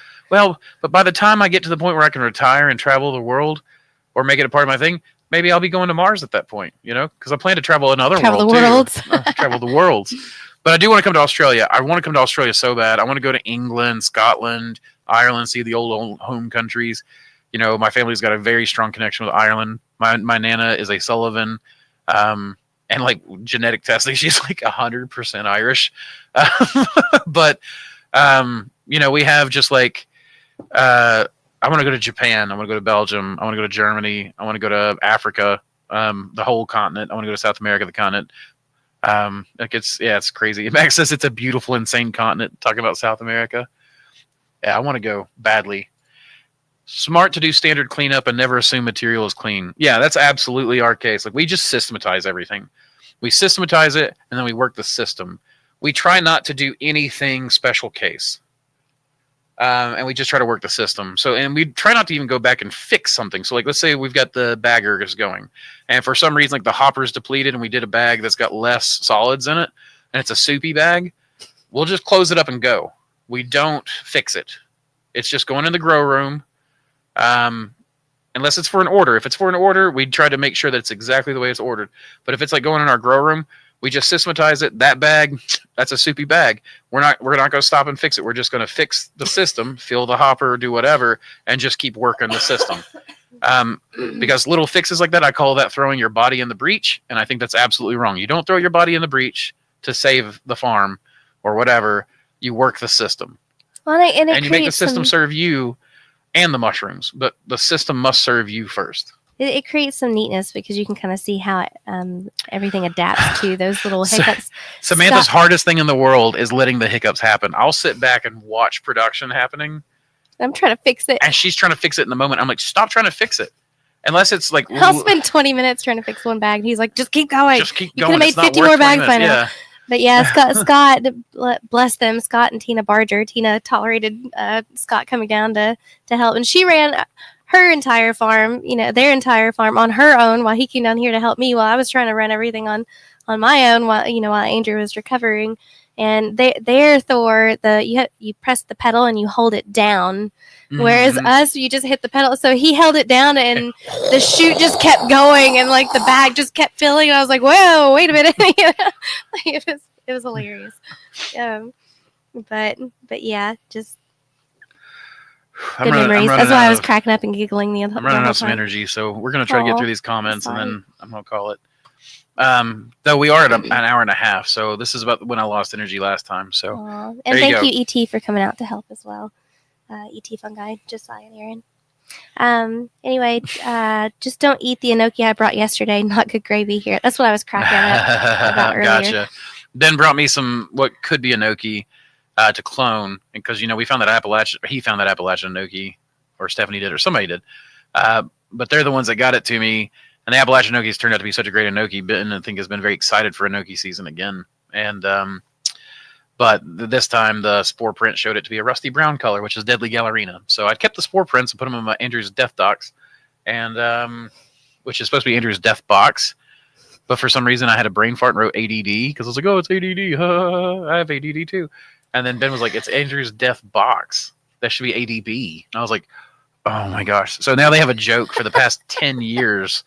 It's Andrew's Death Docs. You'll never live it down. All of all the contaminants I save, all the molds that I've got slanted up, neurosporas. These are isolated from everything else. That's what I was going to say, is that they're all in Andrew's Death Docs, which is in a box.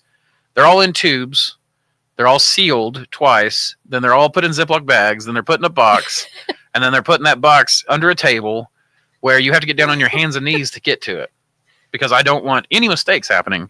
I don't want to be like, oh, let's grow the parasol and let's grab this spore print. Oh, it's the vomiter, So you got to be safe with that kind of stuff. But how did the white and brown cremini become America's favorite shroomy? I don't actually know. I mean, it has to come from like the French and English, Belgium area, where that was just the mushroom that people grew. I don't really know the history of it very well. Well, I just think it's America is very much an English-based society. At least in the beginning, with influences from Spanish in the South, Scots-Irish in the Central Appalachias, Germans throughout the Midwest, that kind of thing. But the overall flavor is mostly English and French, and I think that those mushroom cultures just kind of got pushed. So, Ben said shelf life. And that's actually a really good point. Shelf life, buttons and cremini and portobellos and things like that are all very, very strong shelf lives. Especially back in the old days, shelf life would have mattered even more. So, been geeking out hard on plant tissue culture. Me too, buddy. Videos trying to tell my ADD I already have enough on my plate. The struggle's real. It is. Focus up, bud. Focus up. Well, and everything that you use for cultivating the mushrooms, you can do orchids, you can do ferns. Well, and something I want to do. Plant tissue culture, you can do grafting. I have grown out sterile tomato plants. And what's cool is you can grow out sterile tomato plants, and then you can grow out sterile wine cap. And then you can put those and pair them up. And then I was like, oh my gosh, if I ran a nursery, I would totally sell wine cap myceliated from the very get-go. That's its first fungal partner. Sell that and then plant those in the little cubes and give them a mycorrhizal dusting after that of other things, but get that wine cap from the very get-go so that it's on the roots. And wherever you plant those tomatoes, you're also planting a wine cap patch. And then you can mulch around it and stuff like that. Like I've really thought about that. But yeah, the struggle to focus is real. The problem with mushrooms is the very thing that attracted me to mushrooms. It touches every part of our lives. Every part of our society will be touched and changed by fungus over the next 50 years. From materials to fuels, etc. And pigments. Yeah. Cindy Ober-Singleton working on pigments. And the thing is that eventually some of us are just going to have to specialize. There's a lot of folks working on it just in there are. Cindy's just the one I'm most familiar with. Oh, yeah. Josh Marsh, it's so awesome hearing all this new stuff. Well, man, maybe you should get back into mushrooms, buddy. Maybe you should. Congratulations, by the way, on your acceptance into the university. What do you mean? He just got accepted into University of For what? I don't know. Maybe he can tell us. I know he's a paraglider. You can see. I mean, he's got. It's even his profile picture.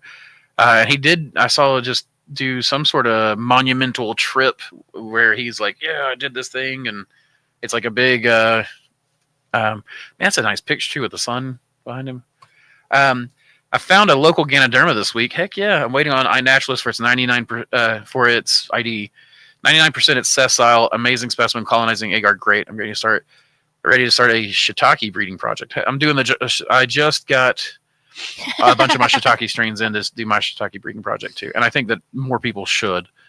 Absolutely. As far as sessile, the Ganoderma goes, we do the mycologium. I'm happy to trade strain for strain. I've got some really nice reishi strains, mostly Curtis Sai. So, and if you get a pause on that trade, like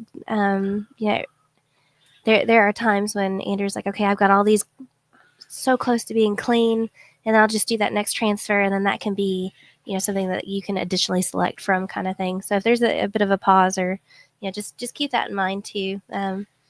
Well, the mycologium can move kind of slow, but the trades come through. Let's see. Oh, I need to keep checking. A request need to keep checking Instagram. Glad you're in solid recovery. Thank you, Manly Mushrooms. Probably easier to. By the way, Manly, we'll be starting up the weekly Discord chats probably next week. So hopefully you'll be able to join me again. I know that being in Australia, you got like an opposite time.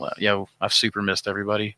Probably easier to use in pasteurized manure as opposed to wood-based substrates sometimes. And what does a wine cap myceliated tomatoes do? Well, I mean, it's just so wine caps. Back when we did our first test, we did them in pots, and then we put the tomatoes out to where they would get the same amount of sun. We had a control group, a group that just had like sawdust and mulch mixed in with the soil matrix, and then sawdust and soil matrix mixed with wine cap in the tomatoes. And the potted ones with the wine cap held onto water better. They grew better. They survived disease better. They then produced mushrooms at the spring and fall season. They produce more fruit too, and I feel like they were actually more fruit, tastier. Well, I think it's what it is that it helps. Basically, the way it was explained to me is that the wine caps pair up with the tomatoes opportunistically, and basically it becomes like a drip feed where they soak when it rains. They soak up a ton of water, and then it doesn't just give it all to the tomatoes. The tomatoes suck up water, and as they need water, mushrooms go, well, how about you give me some of that sugar you're producing, and I'll give you some water, right? And then they do the trade. And one gets the sugars, and one gets the water and the minerals, and then they both grow better. Well, and it regulates that water intake too, right? So that it's not all at once. It's not an ebb and flow. That tomato is getting constant little drip. Plus, the mycelium is constantly breaking down ever more breaking down nutrients as it goes and as it continues to rot things down. So it's just a better system overall. Forest Flavor, do you know anything about making truffle trees? I know a little bit about it. I've made some with hazelnut plantings, and then sold them, and I've had reports of success off of them. Jasmine Richardson, if you go to Facebook, go to Mushroom Growing and look up Jasmine Richardson. She is, as far as I know, one of the leading researchers in basically figuring out that it's a polyculture that causes the best truffles and the best success with truffles. She's got some really cool publications and articles that have come out to you. She absolutely does. She's one of the smartest people I've ever had the pleasure of talking to.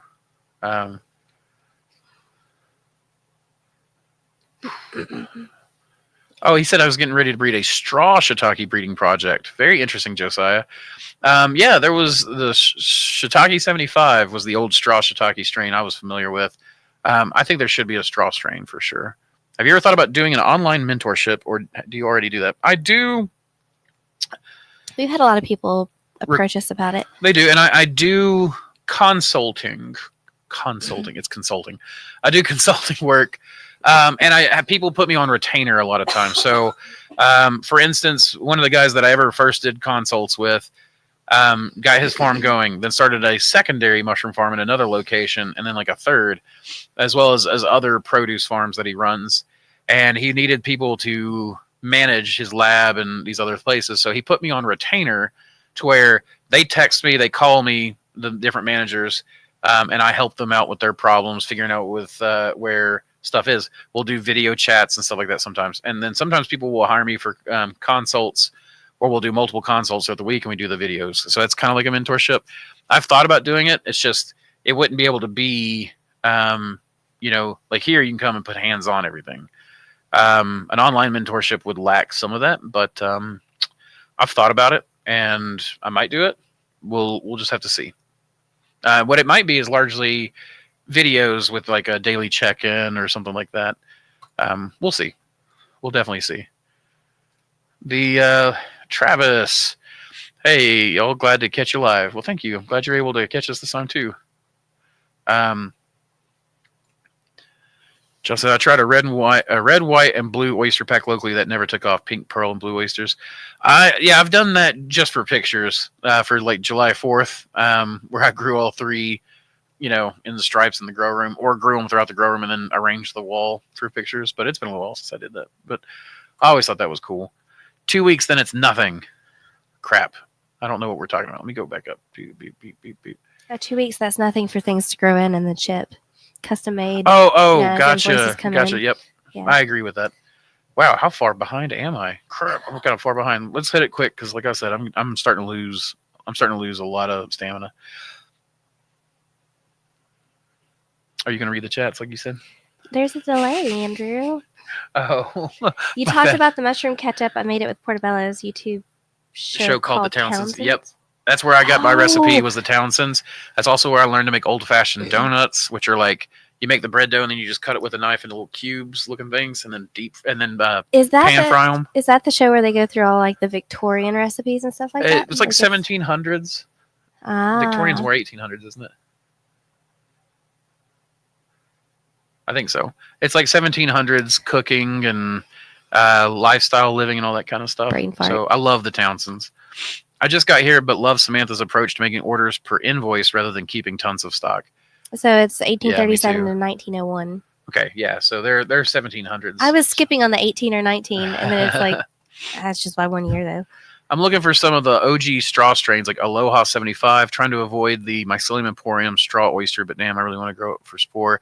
I think their straw oyster is just the Shiitake 75. That's all it is. As far as I know, there's almost no other straw strains. Call Dr. Oman of North Carolina's Agriculture and Technology College. If you can't figure out a way to get a hold of him, I have direct access to his people in his laboratory. He has the largest private shiitake collection of strains in the world.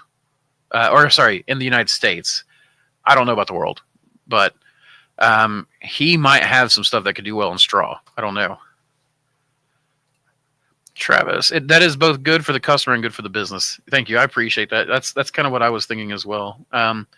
Mac McCall says, I've been reading a lot about biochemistry. I'm trying to figure out how to grow morels in controlled environment. Wish me luck. I wish you a lot of luck. I wish you a ton of luck. I'll even be praying for you in tonight's prayers. That you don't go crazy trying. We'll send smoke up for you, as Jackie would say. As Jackie would say. Yeah. We'll send some smoke up for you. As soon as shoulder heals, I'll get back to growing oysters. Yeah, Joe, just let me know and see if you need anything. Mac Mountain, take my money. I'm happy to, Mac. Andrew's kids need shoes. Benjamin, so that voice gives me all the feels. Like weeds. I can't resist Dr. Solarian's mush in a mug. I love the elixir. And that's our best friend, Ben's and Mai's and Samantha's best friend, Charles, is the voice of Dr. Solarian's magical elixir. And we did just get a big shipment of more powders in, so we'll be blending those and shipping all of the Dr. Solarian orders out as well.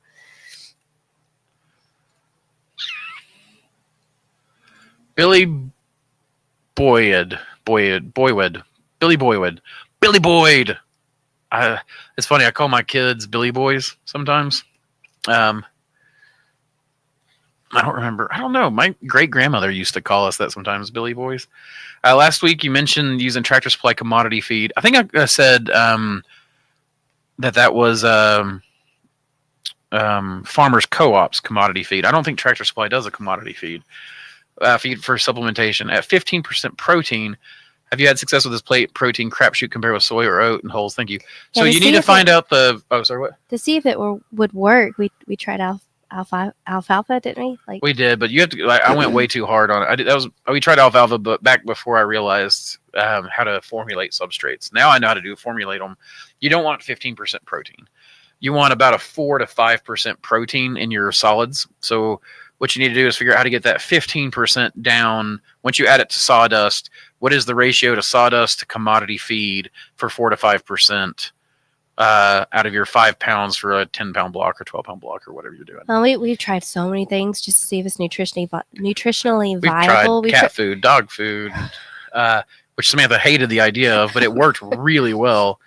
Meow Mix is probably the cheapest source of protein you can get. I've literally done the math. It's yeah, sure, cat food's expensive per 50-pound bag. But my gosh, if you go to the if you call like Purina or whatever, you can order stuff by the pallet. And it's mostly fish meal and some vegetables.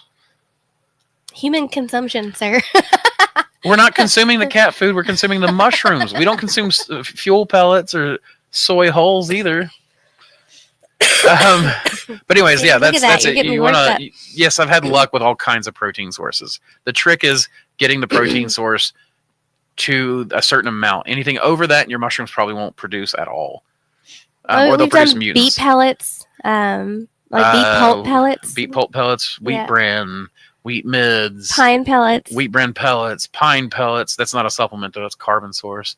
Oh, well, we still tried it. Yeah, rabbit food, goat food, horse feed, sweet feed. We've tried a lot of stuff, and a lot of it works. Look who's off the O2. Good to see you recovering, Andrew. Thank you, Renee. Yeah, I've got it right here still. In case I need it, I can turn the machine on.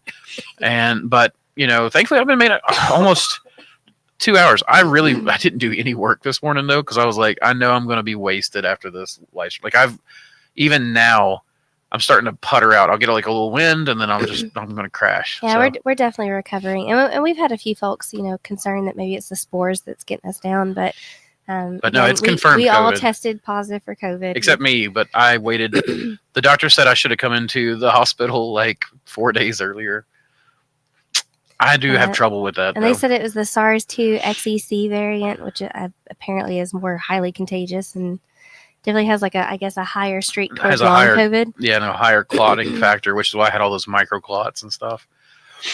My growing greens, thankfully for you guys and wishing you the best. Your content makes me happy and so interested. Hope one day there's Mossy Creek, Mexico. Man, Mexico, I miss Mexico. Samantha and I talk about this all the time. We miss being in Mexico. I want to go back so bad. I loved when we lived there, which was just a short time. I mean, we lived there for a few weeks, so not even like a full year. But I loved Mexico. Like, it was one of my favorite places I've ever been, ever. Loved the El Tiendas. I don't know. It's hard for me to pick a favorite place. Like, it's true. Going to South Dakota and North Dakota and all that. Oh my gosh, we should totally do a Mexico mushroom farm tours set though. And then like a southeastern, a northeastern states. Well, you have learned how to host individuals now on, so maybe you can get that Argentinian farm that was just like. That's very true. I want to go to Mongolia. Just seeing everyone. I want to go to Japan. One place I don't really have any interest in going to China. I'll be honest. Like, I know that's like one place a lot of people go, but for some reason I want to go to South Korea really badly. I want to go to South Korea so bad. Anyways, I need to get some of your products. Well, Mac McCullis, I'm happy to sell you some. And of course, today's code is Turkey, capital T, lowercase URKEY. Here, I can actually even put that back up. And if you don't eat turkey, use it 30%. If you don't eat turkey, then you're a turkey. More reasons to buy mushrooms, Andrew. Goodness. Discount code 30. Save 30% this week, guys, until Thursday of next week. And then after that, back to the same old codes. Forest flavor mushrooms. What have you found about using biochar? So far, I've just been using it in the garden and stuff, and it just is it's a place where like mycorrhizal mushrooms and stuff can really work out. I haven't been working with it long. Mostly, I'm making biochar. Yeah, you can. Right now I'm making biochar out of wood chunks, and that's going in the bottom of my buckets where I grow my peppers. So like this past summer I grew 45 pepper plants in 5-gallon buckets, and I use like clay pebbles, rocks, wood chips, etc., and different things in the bottom. And this year I'm going to use biochar. So right now I'm still charging the charcoal that I'm making. I may even sell the biochar pre-inoculated with mycorrhizae. We'll see. But the big thing for me is to put it in the bottom, fill it up to the point where we have the overflow holes. So that area can fill up full of water, and then it's going to have dirt on top of it, the pepper plant planted in. They can grow all the way down through that, and the rabbit manure and stuff that we've got mixed in with our soil and cement blocks.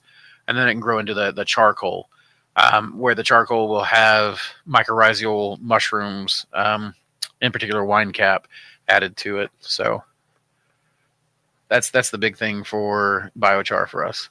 Mac McCullis, more turkey. Oh, I love turkey, but ham. Really, my family is beef, and I think that's maybe a consequence of being Scots-Irish, because like we're just big beef eaters. My papaw was a cattleman. His papaw was probably a cattleman, all the way back to the border between England and Scotland when we were cattle raiders.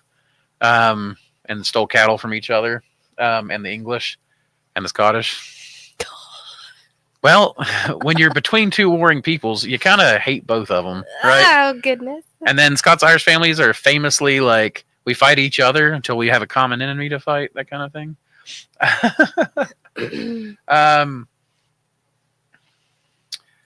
Happy Thanksgiving, guys. Happy Thanksgiving, McWiz. Can what, man? McWiz, I was curious, is there any kind of software that you wish you had? Currently looking for my next coding project, trying to get a job writing software. Thanks. So someone just told me about this thing called FarmWise, but really, I think what people are really mostly in need with is an inventory control software that is slated for mushrooms. Mushrooms are so unique that most of the inventory stuff I've tried to use, you have to, like, honestly, we keep going back to paper because paper is the one thing we can count on. We did like MicroTrace as it was doing it, and they just right before they shut it down, before they stopped implementing patches, they had just got a bulk edit option, and that was the big thing. Was I needed a bulk edit option so I can do 100 bags or 1,000 bags at a time, all the same strain, that kind of thing. So I think that's a big deal. There was someone else asking about that just a minute ago, or about an hour ago. So, but yeah, I'm putting that out to all coders. Josh Marsh, I had one at 6 cases a week, all blues. Man, I miss Rocket City mushrooms. Get back into it, Josh. You were so good at it. Get back on the Discord. We're about to start the weekly chats back. Not Tofurkey, just turkey. We'll definitely use the code. Yeah, I'm not a big tofu guy, or even a big soy guy. And by popular request, we're gonna again get back onto the Discord, like he just said, and we'll be on there for longer than 30 minutes or so. So you can look to kind of. We'll see. It might be 30 minutes to an hour kind of thing to begin with. Thanks for the answer. Very insightful. You're very welcome, Alex. Guys, I'm going to try to burn through these because I'm just, like I said, I'm really starting to lose it. Was nice hanging. Got to run. Give thanks for all we have going for us. Warmth, full bellies, and a prayer to all in need. Absolutely, Marshall. 100% agree. Trike is kicking my butt. I'm PCing grain and sub for 3 hours now. Unfortunately, I think I've baked grain spawn and most bags won't grow anything now. 2.5 hours was not enough. What can I do? You may need to go back and look at your you're going to play detective here. This is one of the big things about mushroom growing. With the sensor. That took ages. Took us 3 weeks to figure out the problem. That puts you 3 weeks behind, on spawn production. So not to mention the wasted product, testing it every single time and trying to make people's orders. Yeah, we actually threw away stuff that was clean just because we didn't want to take the chance. Yeah. 2.5 hours should be plenty. So you need to look at go back further in your process. Check your fan by doing air quality tests. This can be done by putting dishes in front of your HEPA filter and taking the lid off, timing it for 5 minutes, closing it. Maybe do one plate for 2.5 minutes, one for 5, one for whatever. But you do this in sections and you see if your plates come out dirty that way. If you're worried about your stuff coming out clean, then get pre-ordered plates. Buy pre-made plates. Buy yourself some time, and then if you're using multiple machines, make sure that you're tracing what if you're not already, what's coming out in the batch numbers and kind of assigning that batch to each machine, like number the machines. Yeah. Joshua Marsh says, bald knob, look at LC. Mine was actually hiding in my LC. And that's what I mean by keep going back. Go back further and further to your inoculation source. Sometimes you'll have little hitchhikers and you won't even know it, but they'll outcompete your mushrooms somewhere down the line. Yeah, maybe start putting your LC to agar and then... before you do a spawn. Or do your grain master and do an LC test, like Smith is saying, to agar at the same time. And then inoculate with your agar plate. I'm waiting you here. I will show you some farms.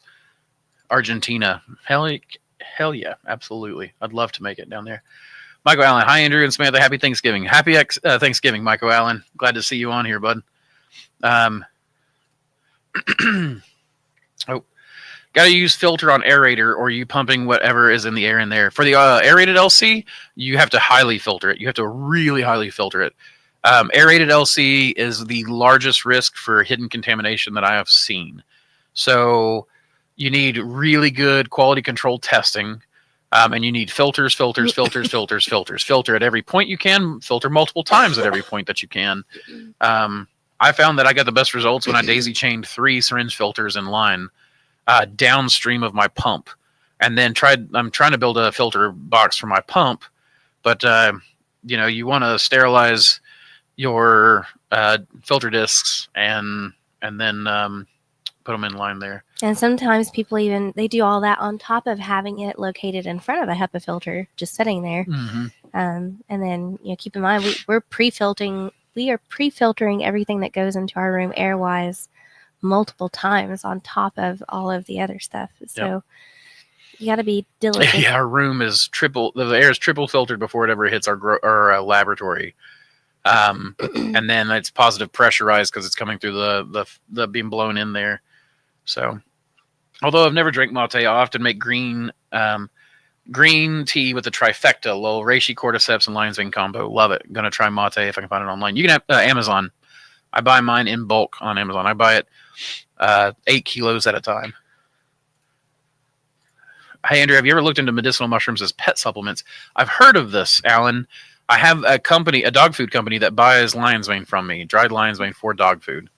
But I have never tried it myself. Well, we've seen people put we should give it to Teddy. in their dog food. We should give some lion's mane to Teddy because Teddy's, I swear, I think he's got anxiety bumps. I think he's so stressed out that he's such a nervous dog. But he gets these little bites. They look like I think it was spoiled bites or too allergens. much. Yeah, we definitely spoiled them. But I think it's a great idea. All right, guys, I'm making progress. I don't have local soy hulls or pellets. I do have 5 tons of oak sawdust. Was thinking of adding gypsum and wheat bran, total of 6% supplement. Will it be close to Master's Mix? Yeah. I mean, you might even take it down to 4 to 5%. It's usually my suggestion. 6% should work. Jacob Howard, plant tissue culture. It's difficult. I've been messing around with it for almost 2 years. Well, wouldn't that recipe be geared more towards shiitakes? I mean, you can use it for anything, but shiitake does better with wheat bran than it does soy typically. 3790 is about the only strain I've heard of that does okay with soy. Thank you going for the OHS degree. What's OHS? Occupational hazard. Gotcha. Uh, I had no idea that wine caps could pair with tomatoes. It's extremely interesting. If you have time, would you elaborate on it? I'm not going to do it today, Travis, but I can try to do an episode on mycorrhizal mushrooms. There's a great book called Mycorrhizal Planet by Michael Phillips, who unfortunately has passed on now. But he was one of the masters of permaculture style mycorrhizal work. So it's occupational safety. Okay, gotcha. Joshua Marsh said 120-mile cross-country flight. I've been thinking about growing again. I really miss it. You should. And congratulations on 120 miles of paramotoring. Impressive. I mean, I don't know, like in the grand scheme of things in that field, what is impressive, but I would assume that would be impressive. Bad Tentacle says lawn clippings. You could use lawn clippings. They're high enough nitrogen, especially when they're green. Glad you're doing better. Y'all stay safe and don't eat too much tomorrow. Good to hear you all again. You too, Josh. Happy Thanksgiving. At Frank Jones, I'm using a similar approach to lion's mane substrate using sawdust and wheat bran too. So that gives you an idea there, Frank. Jacob Wolves. The thumbnails are looking kick ass. Thank you, Jake. That's Samantha's work. Although Andrew did tell me that the timestamp is covering the year. So yeah, we might flip the picture in the text. We've started, because of all this stuff that we're doing for the channel and everything else, we start really looking at our thumbnails, looking at the channel, trying to figure out planning how we're going to restructure everything. We're going to do a merchandise shelf on YouTube and whatnot, Instagram. So X, if they allow it, I don't remember if they do, but the thumbnails, we're going to design that to where you can see it even with the timestamp, because otherwise it hides the year that it came out, that kind of stuff. What average yields do you get on Deep Blue Sea? Deep Blue Sea is pretty standard blue. It's about a pound and 3/4 to 2 pounds first flush is what I get on our mix. More consistently across the board, just as an average, you're looking at 1.5 pounds. Okay. It's a lighter one, but it's more prolific as far as the speed of its first and second flushes and third. And then your first, second, and third flush are going to be more comparable. They're going to have a very similar weight versus like King Blue. A lot of times you'll get a 3 to 4 pound flush, and then your second flush is like 1 pound or 1.5 pounds, maybe 2. And then your third is going to be like 3/4 pound, whereas Deep Blue Sea is more consistent across it. And it is blotch resistant as all get out. I've never seen something as blotch resistant as Deep Blue Sea. So if that's something that you struggle with, gear yourself toward having strains that just naturally combat that. You okay? Bringing in the big guns. Well, I'm just really losing energy, so. I'm sorry. You're okay. But I do want to get through all the comments. We need to learn the fungal language so we can actually talk to fungus. I'm sure it has a lot to say. I am down. So I'm so down with that. Just got to be careful. Remember what happened to that lady who tried to talk to dolphins? What would be your crop and animal choices for an ice age indoor farm? Ooh, Jacob, you asked such good questions. But I don't want to answer it right now because it's long. Here's what I'm thinking. I already have the setup because this is already my Highland cattle. This is my Martian project, okay? For an ice age indoor farm. I'm not doing cattle in an indoor farm. Maybe a cow or two. It'll keep you warm though, It would. What I would do is maybe some dairy cows indoors, right? So that you get the manure, because that cow manure is just too good, and then you get some milk and maybe a little bit of meat when they get old. Then you're gonna have to import from Earth some bull semen to keep the population going. But bogponics, that's what I'm thinking. Bogponics. Everyone wants to do aquaponics, which is terrestrial vegetation grown on the fish stuff. No, do aquaculture. Do bog plants. If you want to grow mushrooms, you want a lot of bulrushes, reeds, papyrus, things that grow a lot. These things, filter water more effectively than aquaponics does, and they produce. They'll take up in the nitrogen cycle. They'll take up waste product from the fish and turn it into, at an earlier point than terrestrial plants will. So you have this where you have your aquatic plants. So you've got a lot of the stuff for materials. That's heavy filtration. You cut these bulrushes, reeds, papyrus, things like that down. You use that, you chip that, shred that, whatever, use it for mushroom growing substrate. Now you got your mushrooms coming in, right?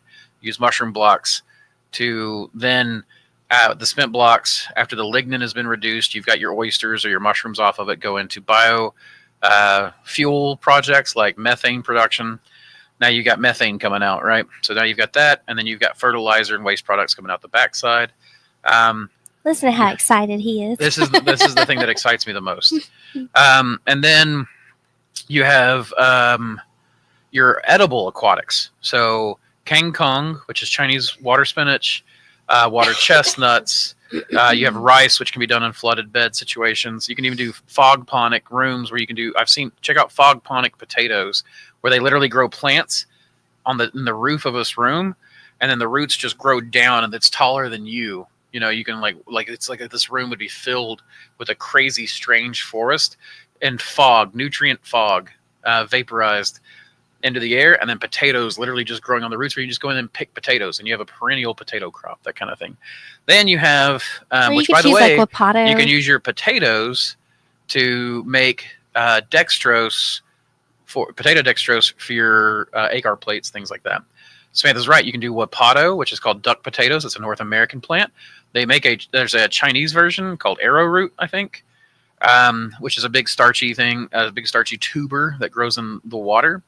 Then you have watercress, which is a high vitamin C and great food for you. You have aquatic snails, which I think mystery snails, apple snails, which are they eat in Thailand and stuff. Some people won't eat it. The people who want to eat it will get all those micronutrients and stuff that they want from, I could eat snail about every day. I love shellfish. And you can use the shells too. You could use the shells, grind it up for calcium, or use them for other things. And what's cool about this is Martian regolith is actually toxic to us, right? You don't want to just grow stuff straight into it. So what's cool is, instead of having to bring a bunch of soil with you or anything like that, you can literally dig down into the regolith and then layer a pond liner down, like a plastic pond liner, or non-plastic, whatever. But you lay your liner down. Now you're protected from the Martian regolith that causes, goiters or whatever. Causes all sorts of things. Yeah, it's perchlorates that's in the soil. You need to clean it of perchlorates. But you basically go through, you dig it down, put the liner in. Now you've got all of this grow space for aquatic vegetation, for bogs. You can grow, there's all kinds of flowers and nitrogen sources, duckweeds and etc. So many aquatic edible plants. Granted, your diet's going to look different. if you do like this, but it'll be a healthy diet and it'll be good food. You'll have fish, and eventually you can do all kinds of diversity, right? Like you can do different ponds for different fish. You can have tilapia, you can have catfish. If you feed tilapia healthy amounts of green matter, then they actually produce omega-3 fatty acids pretty heavily instead of omega-6, which makes them healthier. You've got your mushrooms coming in. Now you're building a soil cycle where you're pulling carbon out of the air. You have a nitrogen cycle. You've got all of this stuff working together. What spits out the end from the mushrooms is, the biofuel, but the spent substrate gets turned into organic matter for soil. Then you can take your treated Martian regolith that's got the perchlorates removed, mix that in with organic matter, much like the Martian had to do in the movie The Martian. He had to actually sit there and mix it together, right? So he could grow potatoes. You can't just use plain organic matter by itself. And then you just have this whole cycle going. Then you can add in rabbits and stuff as you have enough rushes and things for them to eat. I mean, of course, animals are difficult because they're competing with you for resources, but they give you certain resources. So chickens are probably better than rabbits because chickens are omnivorous. You can grow insects. They can eat leftover fish material. They can eat mushrooms. They can eat grains. They turn it into high quality fertilizers. They give you eggs, meat, chicken paws, etc. Feathers. Chicken paws. Yeah. That gets me excited. Okay, we probably built up a ton of comments after that, but just because I kept going. Though I will say, I've noticed that we are coming down in the audience. I think people are letting me leave. A lot of people, it's not what you're talking about. It's Forced labor. Mushroom said, bro's been doing a lot of thinking. Dextrose for making alcohol that can be used for sanitization. Yes, absolutely, Mac McCullis. Absolutely. A lot of people are going to work or they're having to go off for dinner reasons. But Jacob, that's it. Bogponics is the way you start. Once you start getting these, and then you've got the sewage dome because you can do water treatment through certain types of bogs, right? Now, this is my plan. I want the sewage dome on Mars. I want this big bog system, and then I want everyone to pipe their shit back to me. And I want them to pay me to take their shit, right? Because it's just going to build up otherwise. Then I'm going to take all that, I'm going to turn it into fertilizer gold. Then I'm going to grow vegetables on it, and then I'm going to sell it back to them. And I'm going to make money on their shit twice. And I'm going to feed them stuff so they ship more, so they give me more. And then they pay me more. This is my cycle. You're incentivized at that point. All right. That was hard breathing. I'm a software engineer by trade, quit my job a year ago. I've been working on spore hubs for mushroom farmers. Congratulations, man. Getting out of the day job. That is such a leap, and it's hard, and it's scary. And I know you go through scary moments and stuff, but man, I feel like I can handle this fear of being out on your own more than I can handle the fear of being laid off or whatever. How much extra do you guys produce at each stage to avoid contam, crop failure, HEPA filter, lab crapped out? Jacob, I just try to create backups on backups. I mean, if I have an order for 1, I'll make 3. If I order for 3, I'll make 5. That kind of thing. Joshua Marsh. Oh, wait, we already said that. We'll do 3 plates at the beginning of a run, 3 plates at the end of the run. We just. It really depends on your skill level too, and because once you start getting more and more higher and higher skill level and a recognition of contamination, you can start working with fewer backups. So. Good job recovering, guys. I saw a lot of people get so messed up for so long from COVID. Yeah, man, it was rough. It was the roughest thing I've ever. Do you know it changes the viscosity of your snot, spit, and blood? Yeah. Well, it causes more clumping. One of my problems was I didn't recognize how out of breath I was getting until I was getting dizzy and passing out and having to hold onto the wall. And that's because instead it doesn't actually. Well, would you show me, Samantha? It doesn't actually, instead of filling your lungs full of pus and fluid and mucus, it actually collapses your air sacs. So you don't receive enough oxygen, but you're getting rid of all the carbon dioxide just fine. And the carbon dioxide is the trigger that makes us, I need air. That's because you're building up carbon dioxide levels in your blood. When you aren't getting enough oxygen, but your carbon dioxide levels are leaving just fine, then it's not a problem. You don't recognize. Well, that's like the silent killer aspect of it, right? You don't even realize you're kind of like the toad in the frying pan. Right. Felix, let's see. At Bifelix, the software to farmer pipeline strikes again. That's right. I can't tell you how many mentorships I've done for people from the IT industry. Mine gets contaminated without inoculating. Super frustrating. Oh, without inoculating. Okay, it's probably the way you're packing. This is going to require some detective work. It's not an answer that I can give you, but if you can give a little bit more airspace and buy sterilization tape. Buy sterilization tape and use that. And don't go by your PC so much as you're going by your... So like when you have two blocks sitting on top of each other, put a piece of sterilization tape between it. But monitor it that way. Well, Andrew, couldn't you use your O2 generator you got on the mic for the LCs? Yes, I've thought about this. I've literally thought about... That's the first thing he said. I was like, ooh, how can I use this? Yes. He's like, how cheap are these machines? I wonder if I could buy one. Now, they're pretty expensive, $500-$600 for an oxygen concentrator. But to rent it, I'm only paying like $100 a month. So I thought I might just rent this for another month and not even tell them what it's for. I still need it. Don't do that. There's other people that need those machines too. They said that, well, okay. Thank you for everything, both of you. Take care and have a nice rest. Thank you, Frank. You too. Beef Licks. Love the podcast. Thank you for answering some of these super technical questions. You're very welcome. I let them sit for a week or so, trying to figure out where it was coming from. Everything else is clean.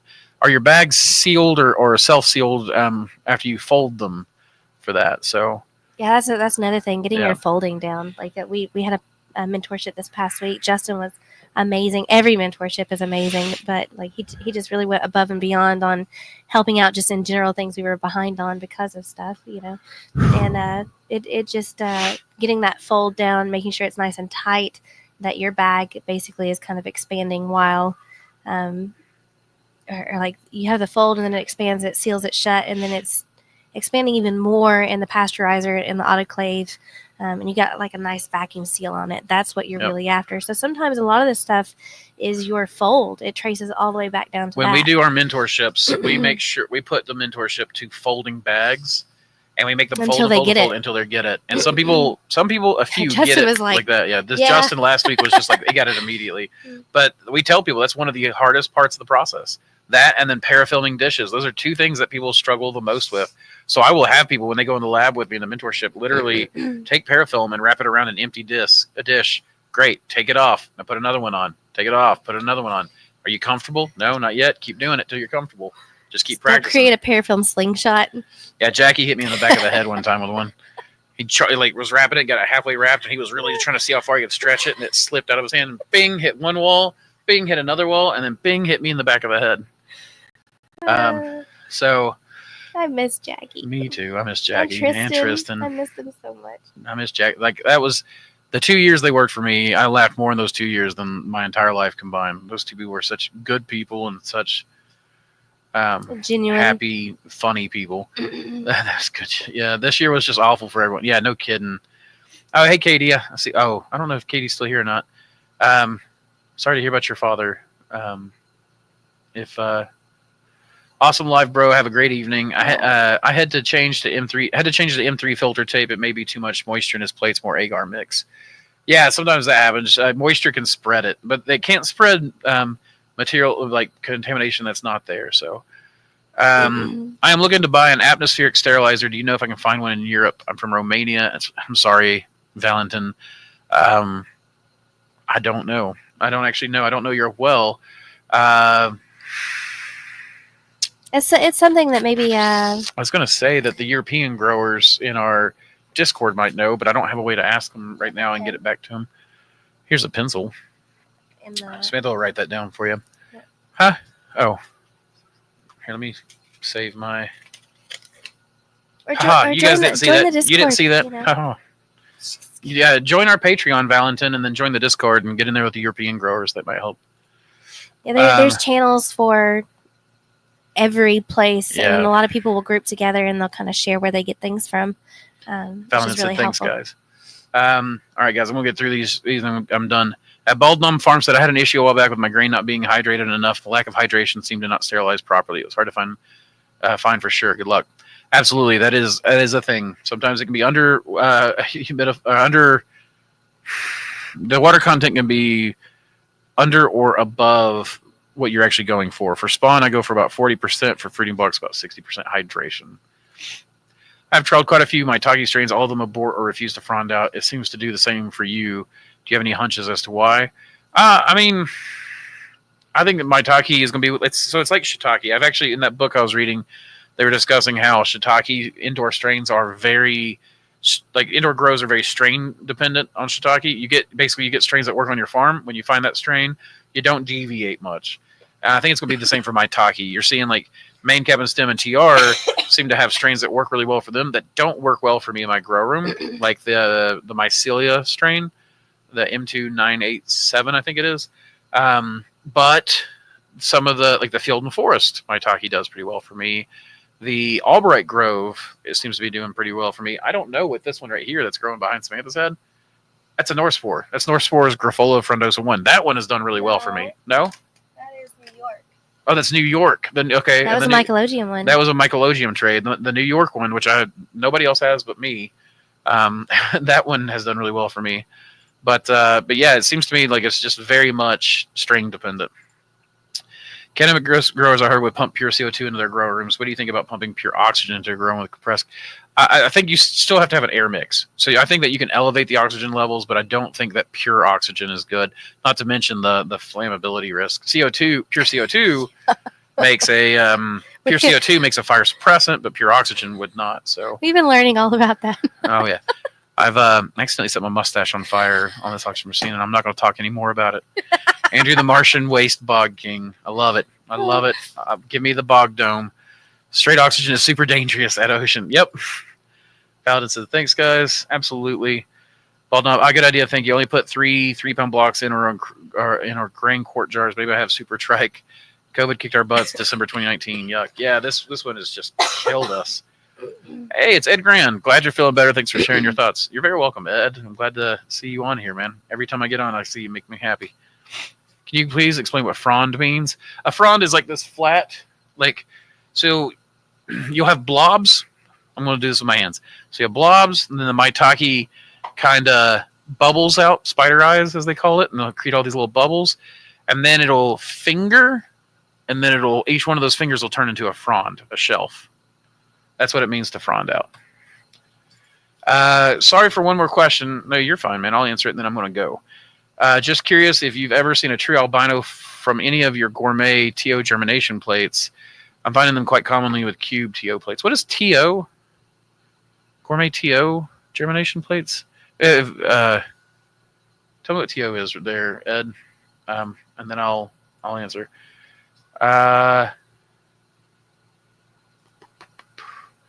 Actually, he may have. I assume it has something to do with spores. Streak plates. Gotcha. Okay.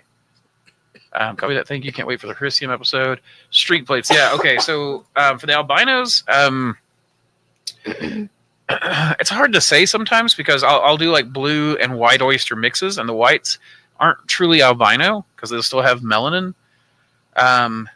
First swab plate. Okay. What's the TO stand for though? I'd like to know the terminology there. But anyways, the I've not noticed it necessarily. I think you and I breed in two different ways. I do a systematic cross breed, so I rarely do monos. In fact, I am really quite crap with monos. I'm planning on working on that through the next year of getting a lot better with mono karyotes. Transfer 0, so it's not TO, it's T0. Understood. Roger that. So, okay, gotcha. T0. Thank you. Yeah, thank you. That is actually something that's really important to me whenever I do videos and stuff, is anytime I use any sort of framework terminology that we've developed in the mushroom world, I try to then define it just so people who are following along can help. But that one I did not know. So thank you. There's a bit of a vocabulary difference too between two sections within the same world. So. Yep. Absolutely. So the the albino is hard for me because I usually do outcrossing. I rarely mess with stuff. However, doing clonal, we did find that our mother of pearl that came to us from another source, I sent it to sporadic. Sometimes whenever I sell strains out to people, occasionally I'll have them send me something back I'll see if I can buy a syringe off of them or whatever. Be like, hey, I want to see, just compare it side by side. If you're keeping it long term, I'm keeping it long term. How does yours compare to mine? And they sent me one back. And when I was growing them side by side, my mother of pearl pins come out electric blue. Theirs came out pure white and never changed colors, never darkened, never tanned. Could it be an albino? I don't know. Can it change to albino from in a clonal sense? I don't know. That doesn't make any sense to me. So I don't know. I've seen some weird stuff, but I don't do. I do like a more like PF textile breeding most of the time. I do spore streaks. Right now, I've got some. In fact, usually whenever I breed something together, I breed it in multiple different methods. Because if one or more of those fails, then I've got other breeding methods go. So I'll do plate breeding, I'll do block breeding, I'll do swabs, I'll do a liquid spread, I'll do what I call the sprinkle method. So like right now I've got plates. I'm doing a golden oyster breeding program and a Hericium breeding program, or lion's mane, where I'm breeding some of the stuff we found in the old growth forest with some commercial strains, that kind of stuff. And I don't know. So much of what I work with is white already that I don't know how to tell if it's albino. You know what I mean? And I haven't worked a lot with anything that would show up like that. So glad you're doing better. I'm going to be putting in a big liquid culture order soon. Thanks, Doug. We'll have all the liquid culture hopefully up in the next little while. So I'm going to have to start working on that, getting all the strains back up and liquid culture listed and announced and that kind of stuff. Lol, don't want to blow myself up, but maybe playing with the upping this O2. Have a good evening, guys. You too, man. Thank you. Greetings, fellow mycological fiends. Cheers at Spore. Hi, Ed. Hi, Green Table. I wonder if hi, Muse. fungus is better at turning on and off certain things. It is. Than how we are. So Adam Bolton. You remember him?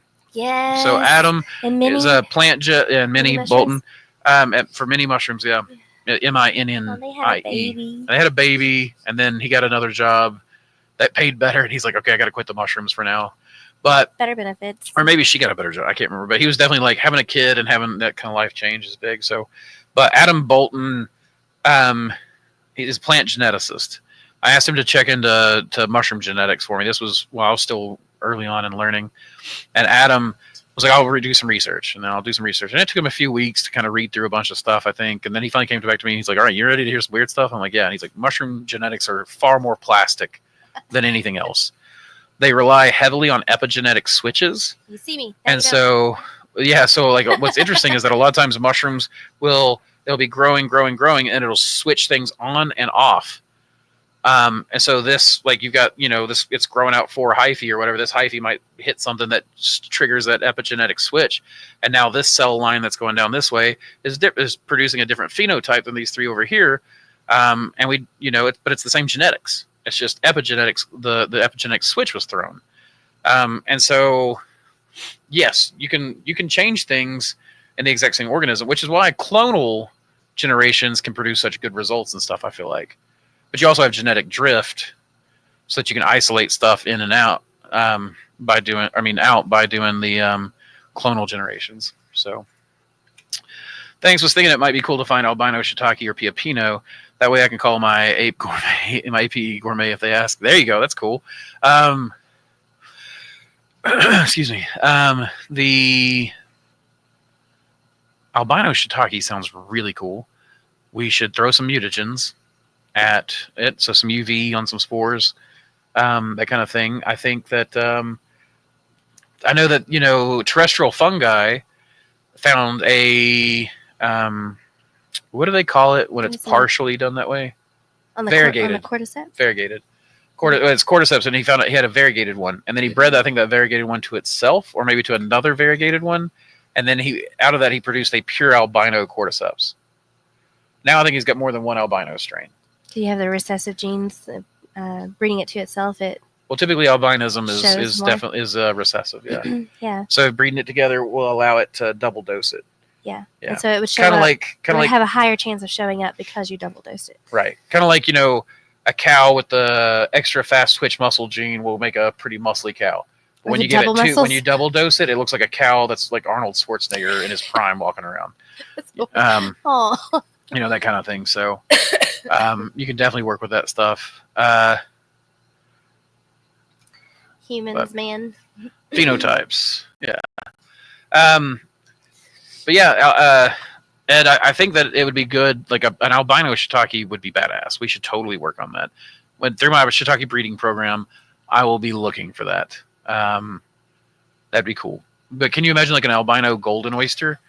Would it be that impressive to people? You know, because you already have white oysters. And I've noticed that the more gold color there is in the golden oysters, the more it's got that smell that's supposed to be responsible for that one amino acid that I can't remember the name of all of a sudden that they do extracts for. But it's like, would an albino one have less of that? An albino cordyceps, the strain that he had actually had more cordycephin in it than the...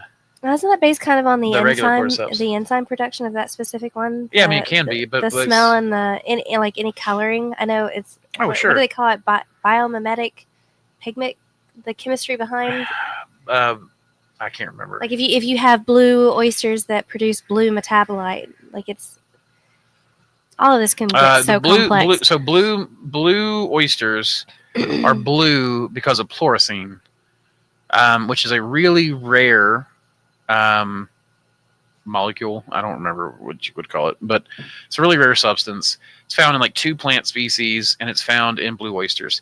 It's found in blue oysters so much, and it's so indicative of a blue oyster, or found so much in blue oyster that you can that it's literally labeled fluorescein. Oysters are pleurotus, so the root word is the same. It literally fluorescein takes its name from the oyster mushroom, right? That's how just rare that molecule is, but it creates such a blue, and we don't actually know if it has any health benefits to humans because it's so rare. It's not really been studied. So fluorescein is one of these cool things, and of course the darker blue it is, the more fluorescein it's got. And in fact, we've got strains like you're talking about that have metabolites that'll be blue or purple, and so it's like, okay, it's really exuding this. Now, AB10. Part of this, you'll get these blue oysters when you put them outside. They get really dark blue, so blue that they almost look black. That's from melanin production in part, right? So how much is blue actually a black gene? Huh? Or is it like where it's exposed to sunlight and then it converts it to vitamin D? That's melanin production. That's right. what I'm talking about, yeah. So it's got melanin in it, so it turns black. That does up the vitamin D. But it also, like, how much of that is, so like in animals, a lot of times the blue animals, like a blue dog, like a blue schnauzer, is not actually blue. It's a black gene with a dilution gene attached to it, right? That dilutes the black and it looks blue. So how much is it when you set it out in the sun and it looks darker blue, darker black, whatever, is that, how much of blue is a dilution of a quote unquote black gene kind of thing? And we've seen that the dilution works at different levels because when we cross a blue with a white oyster, we see a ton of variation in the depth of blues, right? Yeah. So, I mean, it does leave a lot of interesting so many questions. questions. Yeah, exactly. So many answers. Like, is that bright blue actually better? Find do you want a dark blue for the fluorescein? Because maybe the fluorescein is healthy. It is an antioxidant. So, I don't know. Okay. Crap, more stuff's popped up while I was talking.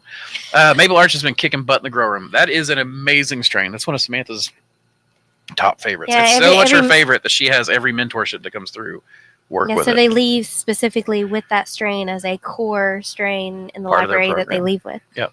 Because when people do mentorships, they come and they'll able to take a few syringes with them, and we like to make sure that they can pull their own syringes and do all that kind of stuff. And Maple Arch is the one that has. So I've got so many jars of Maple Arch LC that I can't sell because they're made by mentorships.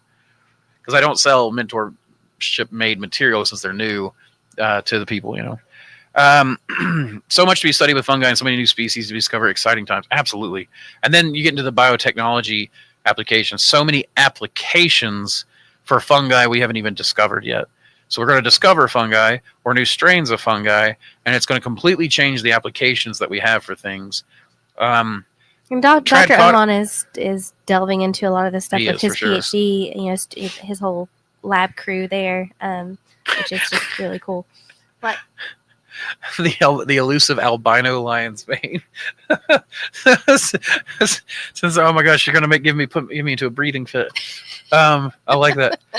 I'm going to the Bangkok Gourmet Mushroom Farm, Earthling Farm next week. I'm going to get some Hericium and Pleurotospores from their strains. Please, yes, Ed, yes, please, thank you. I'm done. Thanks. Happy Turkey Day. Happy Thanksgiving. I hope you still celebrate that where you're at. I don't know if you can get turkey where you're at. Maybe a good jungle fowl, and then call it a mini turkey. Ed, everyone, I love you all. Thank you so much for joining. I'm done. I'm tired. I'm wasted. This is the only thing I've been able to accomplish today. I'm gonna go rest. Yeah, like I said, I love y'all and keep spawning culture, y'all.